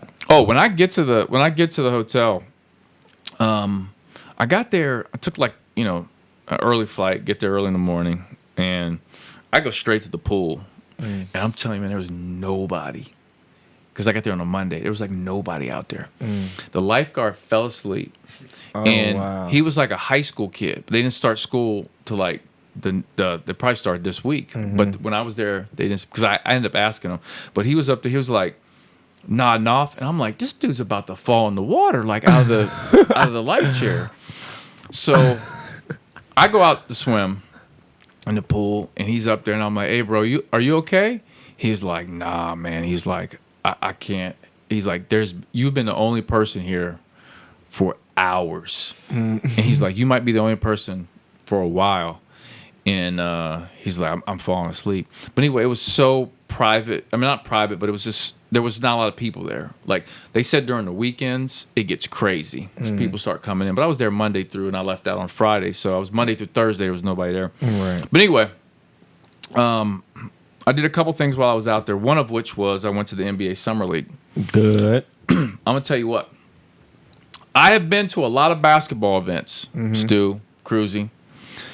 That might have been the best basketball event I've ever been to in my life. Wow. Better than a Final Four. Wow. Anything. So the access you have to the players is unfreaking believable. So it's at the Thomas and Mack Centers where UNLV plays, and they've got two parts to it. They've got the main gym, which is like an NBA arena. And then they've got the auxiliary gym, which is really nice. Right. So the two games are going on at the same time. You can walk back and forth. You pay for one ticket that covers the entire day. You can watch every game. Wow. And literally, I walk in, and Jalen Suggs is standing right next to me, like in line getting popcorn. And he's got a game like in 2 hours. He's just in the hallway. So all the players had to enter the same way the fans did. Bol, who's 7'2", Yeah. he's just walking through this. He literally walks down the steps to go to his game. Through the stands. And kids are like running up, and like he's taking pictures. Michael Porter Jr. was sitting in the crowd. Oh, man. Westbrook and LeBron showed up. I saw. They were sitting. You could like literally walk. Now they had bodyguards like around them, but it wasn't impossible to get to them. Right. Incredible. The games were games are cool because you got to see players that they're like on the verge, right? Yeah. Of they're gonna make the NBA, they're gonna go to the G League, or they're gonna go overseas, and then you got like your Cade Cunningham, Jalen Green, who they're gonna be on the team because they're picked 1 and 2. Like you get to watch them at their early stage. Just fantastic. Man, but what was really cool was to be able to watch a lot of kids from this area, which I'm going to get into. Trey Scott, former Bearcat, was on the Cleveland Cavaliers team. Good. And when I was there, I sent him a message, and I said, I'm coming to your game, and he was like, cool. And I come to his game. He played less than 2 minutes. Oh, wow. And he was pissed. Like I was going to talk to him after the game. He dipped out. And I don't blame him. He was pissed. Yeah. And I was talking to a friend of mine. I'm like, why would you first of all, why would you have a guy on your summer league team for the Cavs or whoever and not play him? Yeah. First of all, who gives a shit if you win a summer league or not? Right. That's not the point. The point is to evaluate talent. Mm-hmm. And you can't evaluate talent if you don't. And plus, some of these guys are playing to maybe get a G League contract. They're not even trying to make the Cavs or whatever. So like both times I see Trey, it's like he doesn't play much and blah blah blah. And then I leave, and then like I leave Vegas, and like the next couple games he like plays well, and I'm seeing like highlights on Instagram, and I message him, I'm like, what the hell, like I leave and you're like balling. He's like, yes sir. And I was like, congrats man. I was like, keep doing your thing, man. So it's good. Because when he didn't play like 2 minutes, and then he played like 4 minutes the other game, I was like, he didn't want to see me, you know. He's wants to go back to his hotel. So I didn't get to run into Trey. I got a chance to see your guy, Maceo Teague. Very good. Unbelievable story, man. Oh man. Unbelievable story. Man. I go to his game, and he played in auxiliary gym, and I grab a seat. And it just so happens that a guy who worked for the UC strength staff for UC basketball, he's no longer with UC. He's looking to get in the NBA. He was there, and he sent me a message on Instagram. He's like, "Hey, I'm in Vegas too. I saw you're here. I'll be at the games. Why don't you come join me?" I was like, "Cool. I'm gonna go watch Maceo play for the Jazz." He's like, "I'll meet you there." So he saves me a seat. I get there, and we sit down. He's like, I'm second row, like got real good seats, perfect. So we end up sitting behind the Jazz people, like some of the executives and people. Like I didn't know that's who they were, because they were like, one dude was like wearing a red shirt, and then they're not even red. All right. And another guy had like just a totally different. Like I didn't even know that was them. All right. So I'm talking to the guy that I'm with. And I'm like, man, Maceo. I'm like hyping up Maceo, not knowing who these dudes are. All right. And I'm like, I said this. I said it out loud too. And I wasn't saying it so they could hear it because I know who they were. I said, Maceo Teague is one person I would never bet against, because every situation he gets into, he finds a way to become successful. And it's not by his like, he doesn't have like this unbelievable like athletic talent, height and all that. It's just there's something about Maceo. And I'm talking, and I'm like, and the guys next to me is asking me like what school, and I kind of tell him about Walnut Hills, and I'm like, yeah, and he makes the Baylor, and then they win, and blah blah blah. And as I'm saying this, Maceo at the end of the quarter hits a three. The other team races down. So he hits a three to put them up. The other team races down to shoot a three. Maceo sprints down and blocks the guy's three. I seen that. You saw that? I saw that play, yeah. And I looked at my guy and I said, that's Maceo in a nutshell right there. The two biggest plays of the game thus far at the most important time, right there. And a guy in front of me turns around and he goes, you are so right. Now I look at him like, who are you? And he goes, I'm with the Jazz. And he was like, we love Maceo. And he goes, matter of fact, I coached him at Baylor. And I was like, really? Wow. He's like, yeah, I left Baylor and went to the Jazz. And I assume he's one of the guys responsible for helping with that. And he was like, everything you said, he said, you hit it on the head. Wow. And I'm like, and they end up signing him. Yeah. Wow.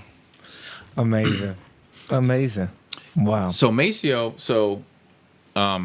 Maceo and I know each other. We're not like, super close or anything like that. Like I didn't send him a message before the game. I just showed up to the game. He didn't know I'm there. Right. So game's over, and they're playing an auxiliary gym, so it's kind of, it's not like enormous, so you can like kind of get close to the players. Right. So Maceo's walking off the court, and I walk to where the tunnel is, where he's walking to, and I got the mask on because you had to be masked up in the arena. Right. So I go, Maceo, and he like turns around and he looks at me, and then as I'm pulling down my mask, he looks at my shoes. He's like, Meach, and I barely have my mask, and I pull my mask down. He's like, man, I knew it was you. All I do is look at the shoes. And he comes over, and we talk for a little bit, and we take a picture, and I send it to Stu, because that's Stu's guy. Oh, yeah. Stu's like, what'd you say? Very good. Very good. Very so, good. of course, Stu says very good. So, later on, that was early in the day. We're watching the 8 o'clock game, which was Deuce McBride. And so we're sitting there. And who comes walking up the steps? Maceo. So Maceo's walking up the steps of the arena right where we're sitting. Right. And I'm like, Maceo. He's like, oh, what's up? And I was like, yeah, we got an empty seat right here. He's like, all right. So he sits with us. And I said, I sent that picture to Stu. And he was like, let me guess. Good. And I was like, actually said very good. He's like, yep, that's Stu. Good. I Very good. started cracking up. That's hilarious. We talked for a while, man. You talk about an incredible kid, man. Yeah. Really smart, engaging, Man. super impressive. Man. All around. All around. I hope he makes it Yeah. in the league or just somehow finds his way. You know, even if he gets signed, gets thrown down to the G League, comes back, just works his way, he'll find a way. Oh, he always finds a way. Always. He always finds a way. I also had a chance to watch Deuce McBride, who is from Cincinnati, played at West Virginia for Bob Huggins, and is now playing for the New York Knicks. And he was a big time star at the summer league from a standpoint like there are a lot of freaking Knicks fans. And I don't know why. Like, I understand it's New York, it's a big city. The Knicks were good at one point, but you know, the Knicks have sucked for a while. But I'm telling you what, those fans love Deuce. I did not get a chance to catch up with Deuce because every time he always had like a late game and they made you leave the arena or whatever, so I couldn't catch up with him. But here's an interesting fact for you. Deuce McBride, top pick from the New York Knicks, should be a starting guard for the Knicks. Do you know what street he grew up on in Cincinnati? No. Stu Holt, you don't know. Like the name of the street? Yes. Or is it a significant... The name of the street. The name of the street. Oh. Nick Avenue. No. Okay, I get what you're saying. No. Okay. Westminster Drive. Guess what street I grew up on? Westminster Drive. Deuce grew up 7 houses from me. Oh, wow. His house is 7 houses from where I grew up. Wow. Deuce and I grew up on the same street. Guess who Deuce played college basketball for? Bob Huggins. Oh, my goodness. Guess who I played for? Bob Huggins. How crazy is that? Wow. I told Hugs one day, I said, Hugs, did you know that Deuce grew up on the same street as me? He was like, wait a minute, what? He's like, I've been to his house to recruit. I went and sat in his house. I was like, you were 7 houses from my dad. Mom and dad. And he was like, holy shit. And I'm like, yeah. And we both played for you. And he's like, man, there's something in the water. It's something. Something in the water. If you want to make it.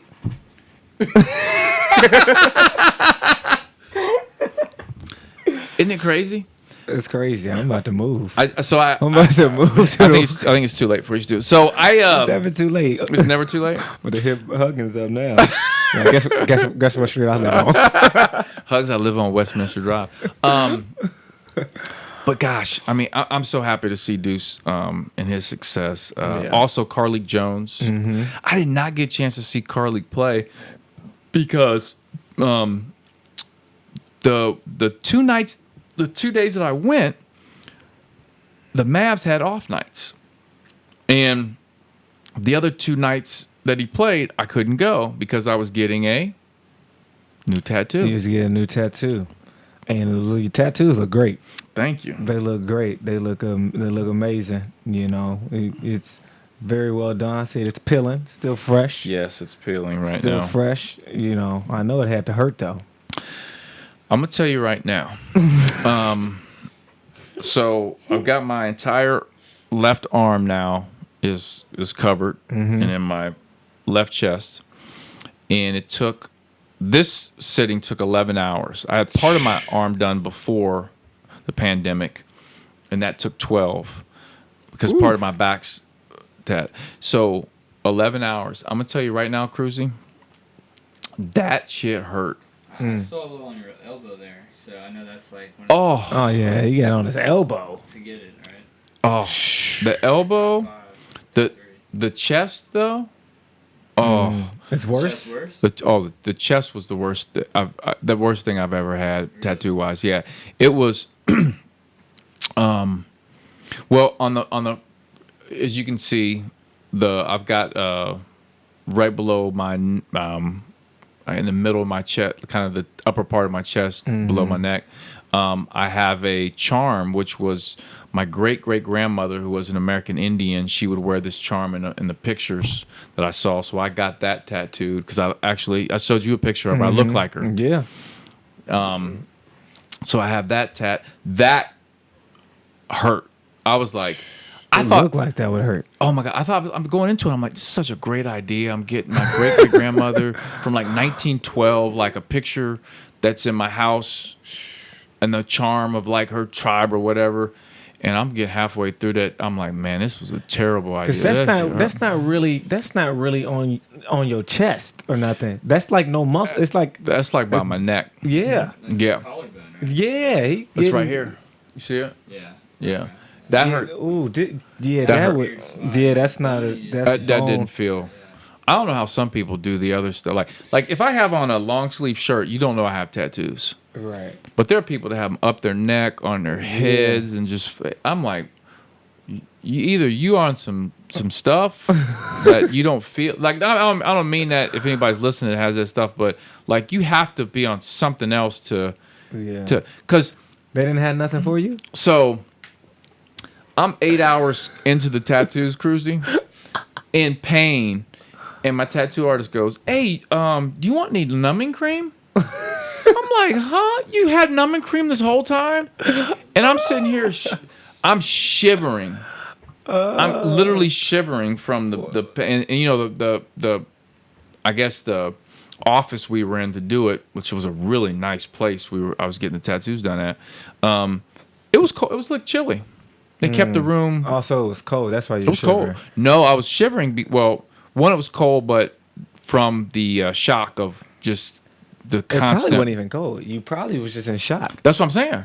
Oh, it wasn't cold in there? No, it was a little chilly in there, but Okay. the shock. He told me that was going to happen. Wow. So keep in mind, it's 109 degrees in Vegas. So I walk outside of. After I get the tat, I walk outside. It's 109 degrees.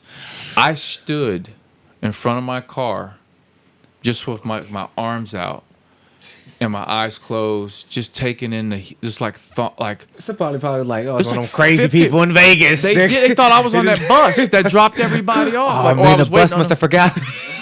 He must have escaped They go off one the of the- bus. I'm telling you, I was like, and I was like, man, I don't know if I could do this anymore. Like, this might be. I told my tattoo artist, I said, he's a really Mario. Shout out Mario. He's a great guy. I was like, Mario, this might be it. This might be it on the tattoos. And he goes, yeah, I'll see you in a couple months. He's like, yeah, whatever, dude.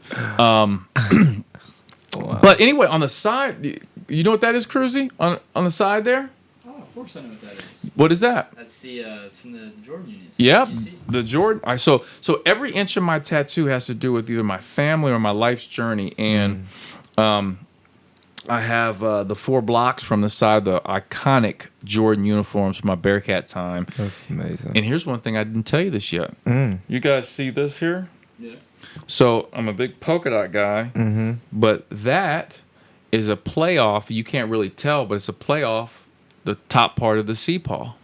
Okay, yeah, I got You see that now? Yeah. But you can't really. It's an artistic version of it. Most people can't tell. A little abstract. Yes. It's. So I wanted like every part to have like I went to Roger Bacon High School where the Spartans and I have the spears from the shield, which my graphic artist Glenn Riley and I did for Roger Bacon. Wow. We designed that, and I got that. So everything's family and my journey in life. So I might be finished with the tats, but What's on your arm? what? Uh-huh. What? What's on your arm? That might be the next segment, man. That might be the next where people tell their story. That's true. I could seriously break down every section of this. Because a lot of people and tell the their whole story through their tattoos. Very true. I mean, I literally could tell you See? some crazy stories through. That's a good one. See? That's good. Yeah, I was looking What's at me on like, top? excuse Yeah, I was me? like, what are you talking about? Cruzy looked at you. Oh, let me say this real quick. So when I was at the summer league, I ran into Kenyon Martin. His son was playing, KJ. Talked with Ken, took a picture of him, posted it. We caught up, and he said, man, he's hyped up. He's all ready to do episode 100. Good. So we're going to knock that out. So episode 100 will be Kenyon Martin. Then, so check this out. I'm sitting in the stands, and I haven't seen Nick Van Exel or talked with Nick Van Exel in years. My favorite Bearcat of all time is Nick Van Exel. And I heard he was there. In fact, Derek Anderson, who used to play for the University of Kentucky, I follow him on Instagram. I know him decently well. He posted a picture at the Summer League with Nick Van Exel. And now I'm like, hey, man. So I wore my shirt, my Nick Van Exel T-shirt, my first day of the Summer League. And when I took a picture with Kenyon, I had on a Nick Van Exel T-shirt. And so I don't see Nick, though. Right. So when I go back Friday, I got my tattoo and all that on Wednesday and Thursday. So I go back Friday, and I'm sitting there, and I'm not wearing my Nick Van Exel T-shirt. And where I'm sitting at, to my right, they've got this like kind of blocked off area for all the NBA scouts. And for some reason, I just like felt like this. I just looked to my right and looked up, and I see this guy got on a Nike hat, kind of like Cruzy has on right now, and a mask. And I'm like, so I tell my buddy, I was like, I think that's Nick Van Exel. And he's like, how could you tell? That's not Nick Van Exel, because you can't even see dude's face. I'm like, Nick Van Exel's my favorite player. That's Nick Van Exel. I can just tell by how he's standing. The guy, and so this guy's like standing up. He was like, hey, Nick. I said, I'm going to tell you what. We're going to walk over there. And I said, I'm going to walk right in that section that I'm not supposed to be in. And I said, I'm going to walk right up to dude. He's like, oh, I don't know about this. So we walk up. I see him. I step into that like private section. And the dude has his back kind of like turned. And I'm like, Nick. And the guy turns and looks at me. I'm like, man, I have been looking for you. It was Nick Van Exel. Wow. And he's like, what's up, Meach? So he gives me a dap, and we start talking, and we call my father because he knows my dad, and he talks to my dad, which my dad just absolutely loved that. They talk for like 15 minutes. I'm like, Dad, we got to go. Like, I'm talking with Nick. So I'm like, Nick, I wore this shirt yesterday that I want to show you. And I showed him the shirt. He was like, what? He was like, you wore that, I wore it Tuesday. And he was like, and then you see me today and don't have it on. I'm like, I know. I was like, we got to take a picture. And he's like, oh, yeah, for sure. So, and I said, Nick, man, I said, hey, listen, I want to get you on my podcast. Are you in? He was like, oh, yeah, for sure. He's like, anytime, man, let me know. So Nick Van Exel on the podcast. Good. I ran into Jermaine Tate, who used to play for the Bearcats, was my teammate. His son, Jay Sean and Jalen are playing with the Rockets, excuse me. And so I saw him. It was great to catch up with him, man. He's a really, really good guy. So my Vegas trip was very successful, man, as far as like seeing some of the former Bearcats. Then I get back home and I get on Instagram and Hugs shows up. And Hugs takes a picture. I think I've seen that. I seen Hugs takes a picture with Van Exel and Kenyon, like right in the area that I took a picture with them. And I'm like, I'm like, that is a legendary picture there. Like, it doesn't get any much better than Ken, Hugs, and Van Exel. 3 goats. Right. Wow. Now, tomorrow, late in the night, Cruzy, I'm headed to L.A. Tomorrow night? Mm-hmm. Okay. Yeah, I'll be in L.A. for a week. So this will be the last podcast for a little while. But what about Bibby? Oh, snap. Oh, my Mike Bibby story. Yeah, you saw Bibby. I was waiting for that. Good. My bag. So, okay. So I'm in my seat, and I look in that scouting box. This was on Tuesday.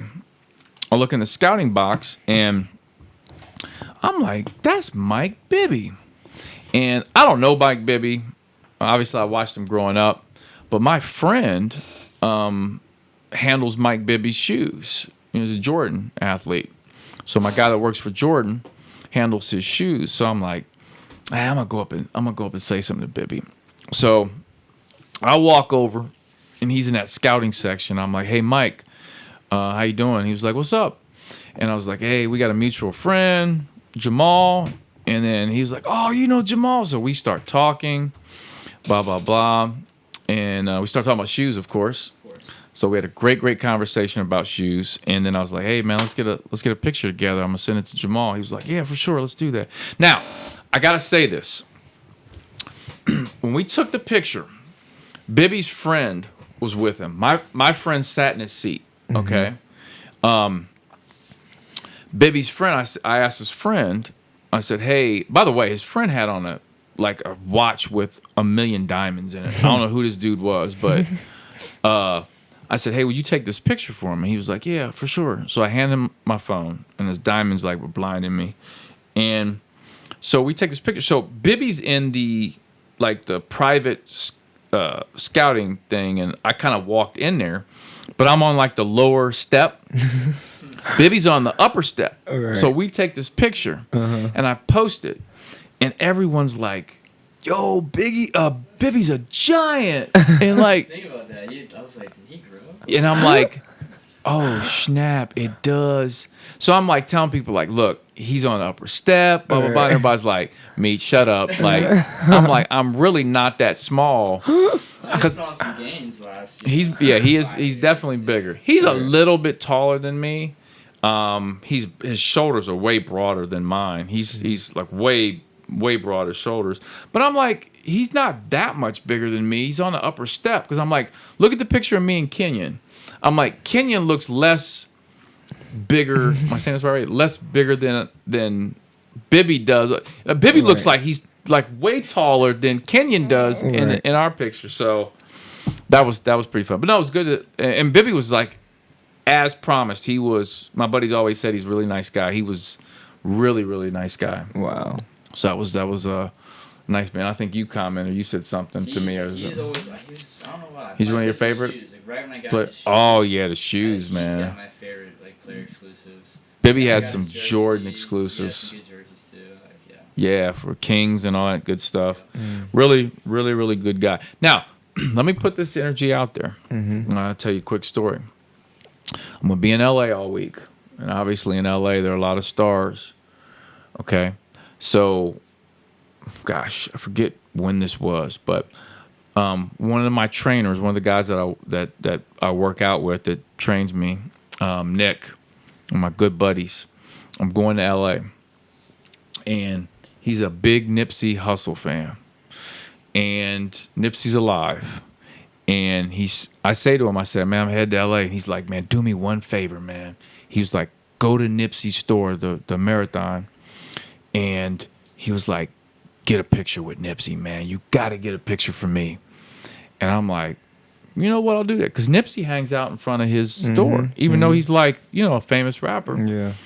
And so I go to LA and I forget. I totally forgot to go. And I get back and I see Nick, and Nick's like, I ain't see you post a picture. I was like, man, you know what?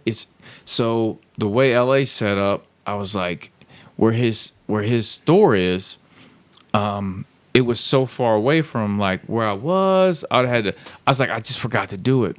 He's like, man. Next day, Nipsey gets shot and killed. It was the next day? The next day. So was that his store too, wasn't it? It was out front of his store. This is a true story. I go into the gym to see Nick, and we just look at each other. And Nick's like, how is that possible? He was like, we talked yesterday. You just got back from LA, and I was giving you crap about not taking a picture with him, and he gets shot and killed the next day in front of his store. I swear, this is a true story. Wow. How crazy is that? So he blasts Nipsey's music always while we work out. You don't hear anything but Nipsey. Still to this day.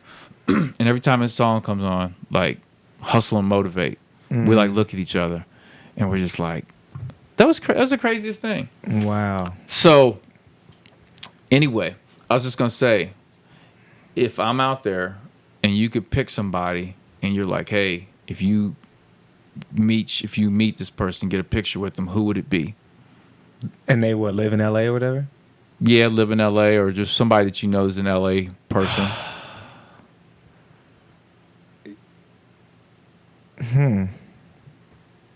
See, here's the sad thing. It's not funny. You were gonna say Kobe. See, You were gonna say Kobe. I know. that's the only person that's in my mind right now. Yeah. Because but- that's my like number one LA person. Right. Which is terribly sad. I can't think. I don't even know who's out there.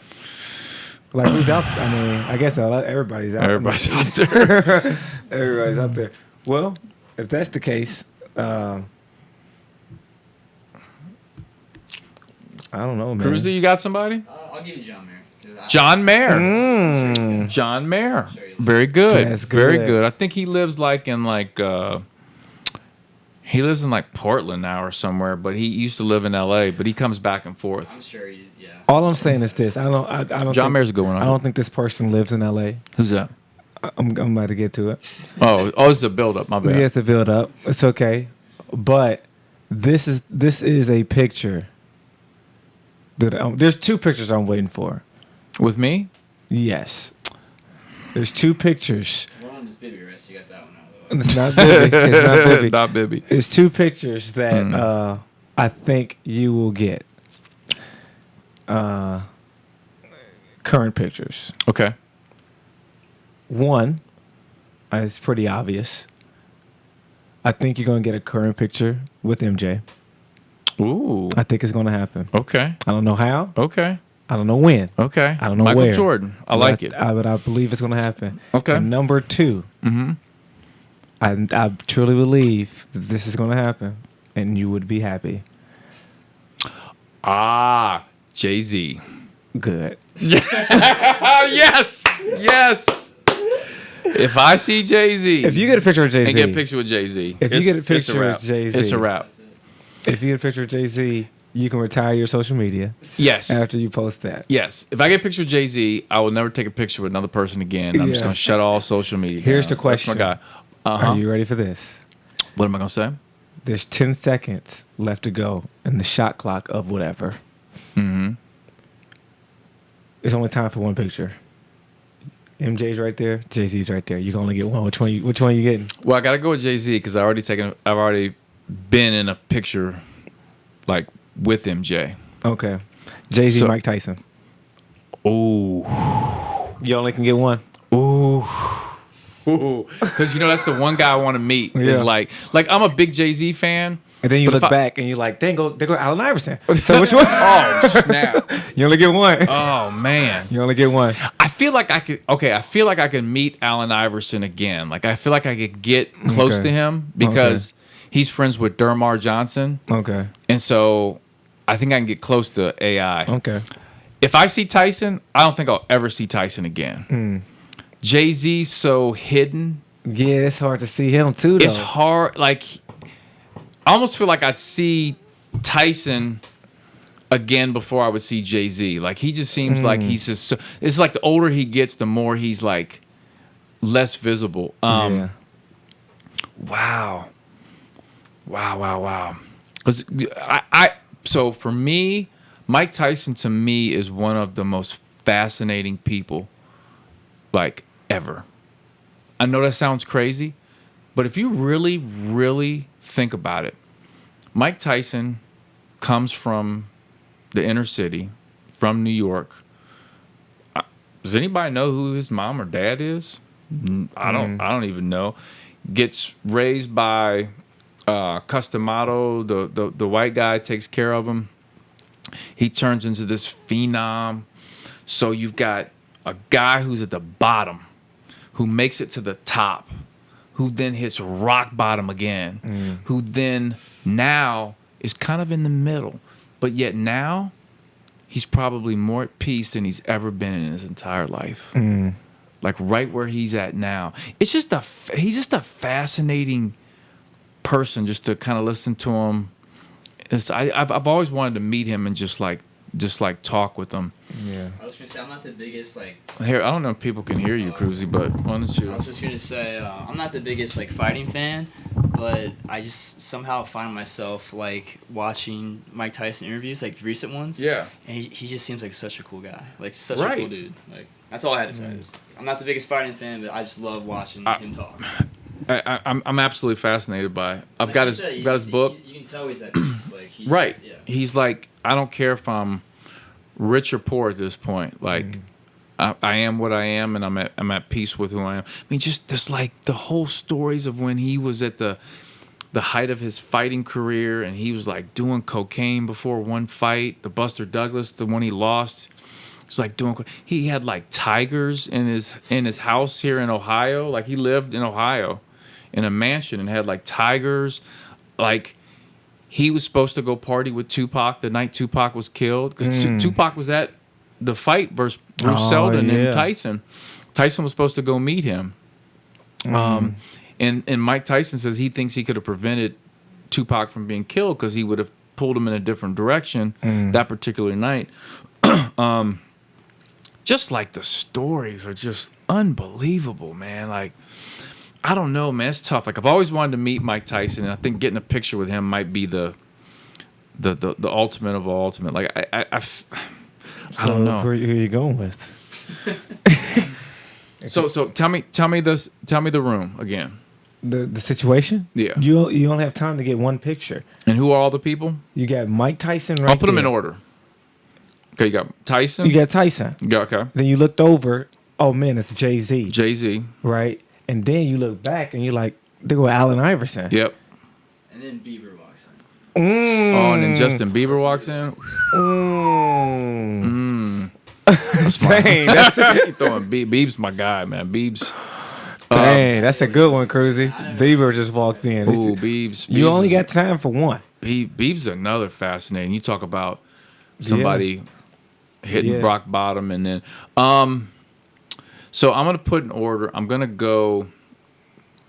I hate to do this to Sean Carter, but I'm gonna go Tyson 1, Jay-Z 2, Okay. Bieber 3, AI 4. Well, did you say Michael Jordan was in the room? No, Michael Jordan wasn't in the room for this one, right? I mean, he was there originally. I'm not gonna lie, but then you was like, you said you already had a picture. I had a picture with standing talking to him. Somebody took one from afar, and I got that. But you still would be tempted. Oh, if I see him again, we're gonna take a picture. Like, no, we're gonna. If he was in that room, and Jordan doesn't take pictures like that, right? With like just regular people. I'm a regular person. Like, he doesn't take pictures like that. I'm telling you, you would be tempted. If he was in that room with those people, you would still be like, dang, it's MJ though. So, yeah, and MJ's. So one of my best friends works for MJ. So like, I've been in the room when MJ's called my friend. Like, literally called him. I was in I hate to put this out there, but I shouldn't. I'm gonna do it anyway. I have been. Listen to this. This is gonna drive you crazy. MJ called my friend.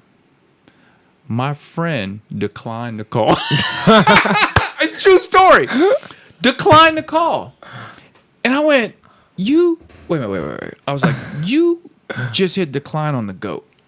But the GOAT called him so much, right. like talks to him so frequently. It's just like, it's not. Yeah. I was like, holy moly donut shop. You just declined. So I would say Tyson right now is number 1 on my list. Most fascinating person. Then, as big a Jay-Z fan as I am, I've never been like overly like trying to like meet him. I just feel like I know so much. But like Mayweather. Funny thing about Mayweather, just to tell Mayweather's story, like for years, I became a huge fan of Mayweather because of his boxing style and his approach to detail. Like, he's like so detailed. That's what makes him great, right? Attention to detail.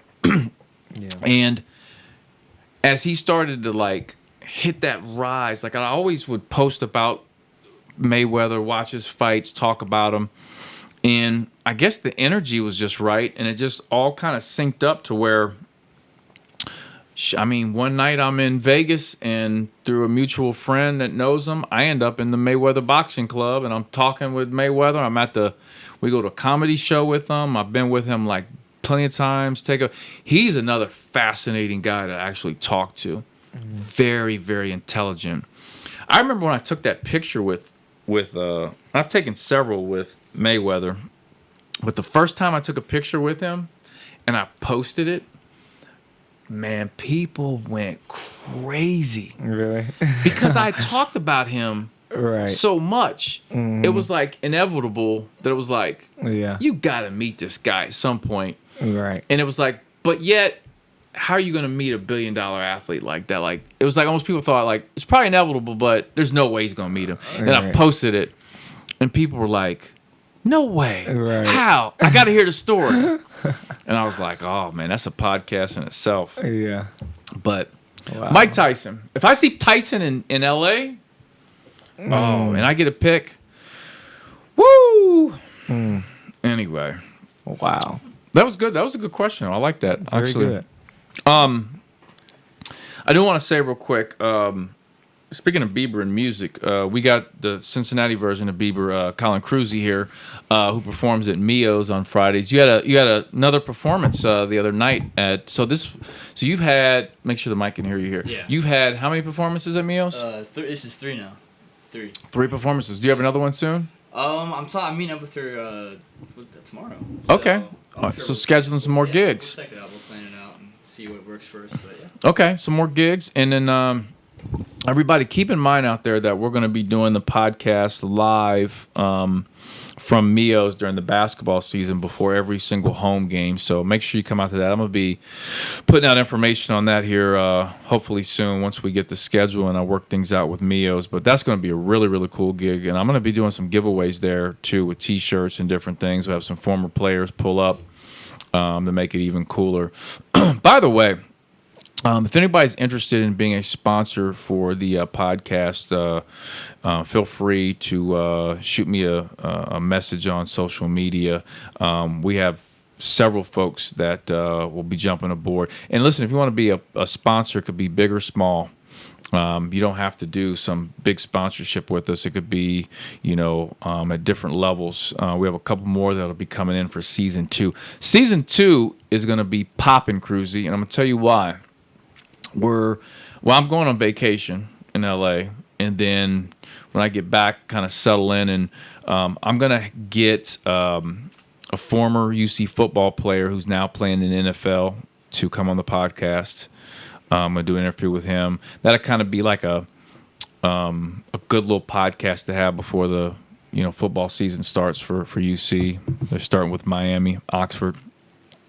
I'm gonna do a podcast, kind of like a behind UC athletics. I'm going to kind of dive into some different things because, you see these players on the field and on the court, and people don't know what really goes into getting them on the field and court. So there are a lot of different things between the medical staff, the training team, the athletic support team, and stuff like that. So I'm going to get some different folks and kind of give a behind the scenes of what it takes to make sure these athletes get on the field. Now, there are certain restraints I have in terms of who I can talk to over there because I run an AAU basketball program and I have recruitable athletes.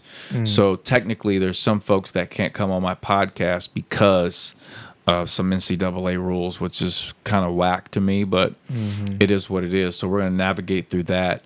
I've already had some conversations with UC about that podcast, kind of behind UC athletics.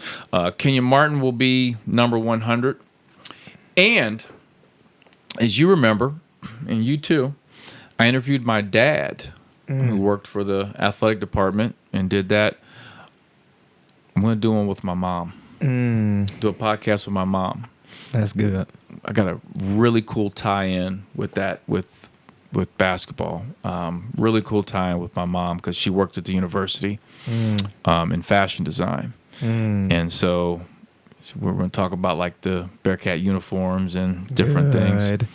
which would be cool. We got some great podcasts. You know, one thing, and I want to invite you two to this as well. Mm-hmm. I don't know if you heard this announcement, but UC basketball will be playing at Miami Oxford this year. First time in, gosh, I think back to when Mick Cronin was first the coach, or I don't know, something like that maybe. And so they're playing at Millett Hall, which is not a big, it's not a big arena. Mm-hmm. My friend owns Brick Street, which is the big bar club. Oh, really? Yeah.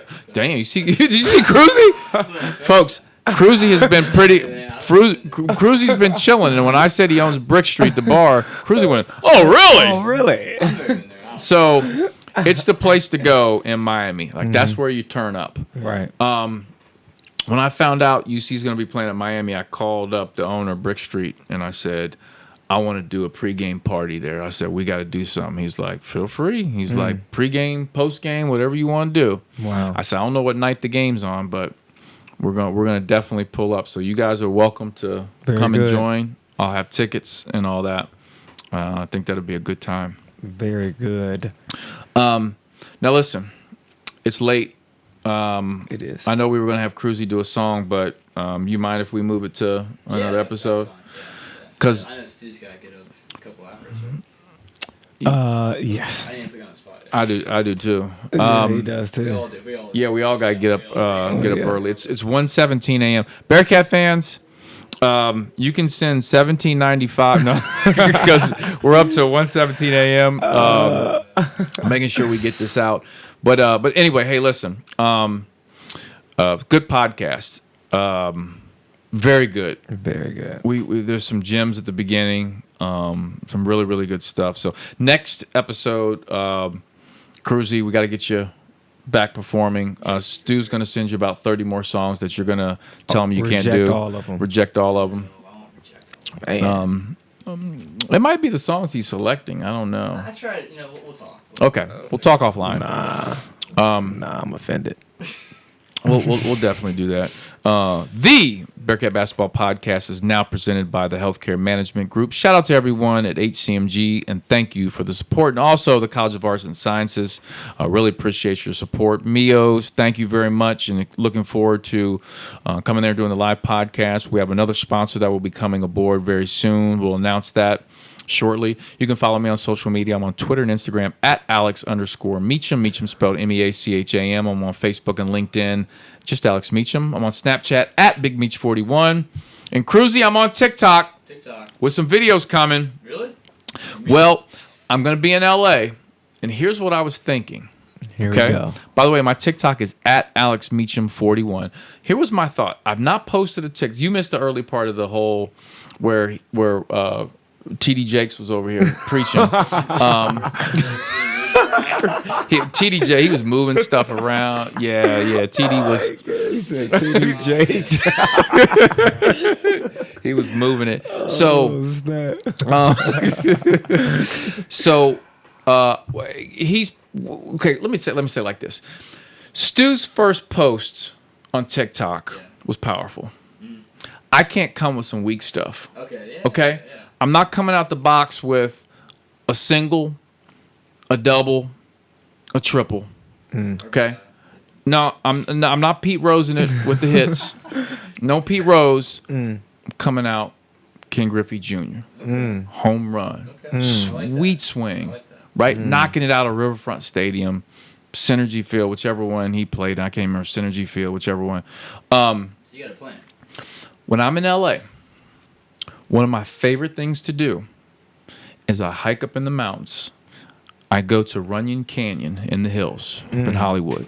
Did you just do that, Cruzy? No, I didn't.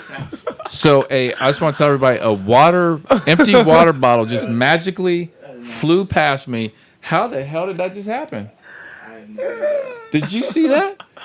Yeah. There's a breeze Yeah. coming through. There is a breeze, but where'd that come? Did you drink that? Told Yeah, y'all. it's right here. Oh, so you drank it and put it there? It's been there for like 5 minutes. Like the last time I touched it. Okay, because I thought it just came from someone just floated. It was just like sitting I there. ain't gonna let that smell about to come in that corner. That's about to be up out.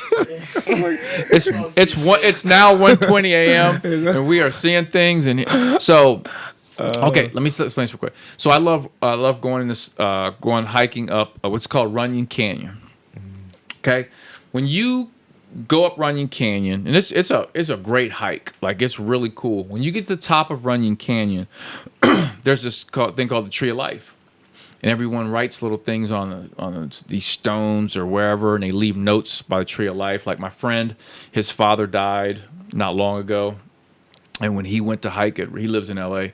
When he went to hike to the top of Runyon, he wrote a note to his father, and he put it up there. And people leave them all over the place. Like Bieber goes up there all the time and like writes stuff on there. Like it's been on his Instagram. Like he's up there. I've seen that. You seen that? Mm-hmm. Tree of Life. My thought was, get a little clip of me climbing to the top of Tree of Life and dropping some kind of like Stu Holt inspirational quote and having seeing the whole city behind me. But I'm gonna need Stu Holt's help with one of his great quotes. Are you in for that? I got you. Okay. Is that a good idea or not? Very good. Okay. That's good. Okay. Yeah. So be on the lookout for me at the top of Runyon Canyon. My first TikTok video in LA, in Hollywood, dropping like the Hollywood sign's like right next to me too. Yeah. By the way, the Hollywood sign is enormous. It is absolutely enormous, and it's off balance too, which is crazy. Like you think it like it's like one letter's like up here and one it's crazy. Yeah. So anyway, that'll be my first TikTok video. So that's all I got. Stu, did I miss anything? We're good to go? I think we are good to go. Cruzy? That's it. Yeah. All right. Next episode, gotta drop that song. Yeah. It's a Stu Holt production. Okay. I want to thank everybody for listening to another episode of the Bearcat Basketball Podcast. Go Bearcats. Good.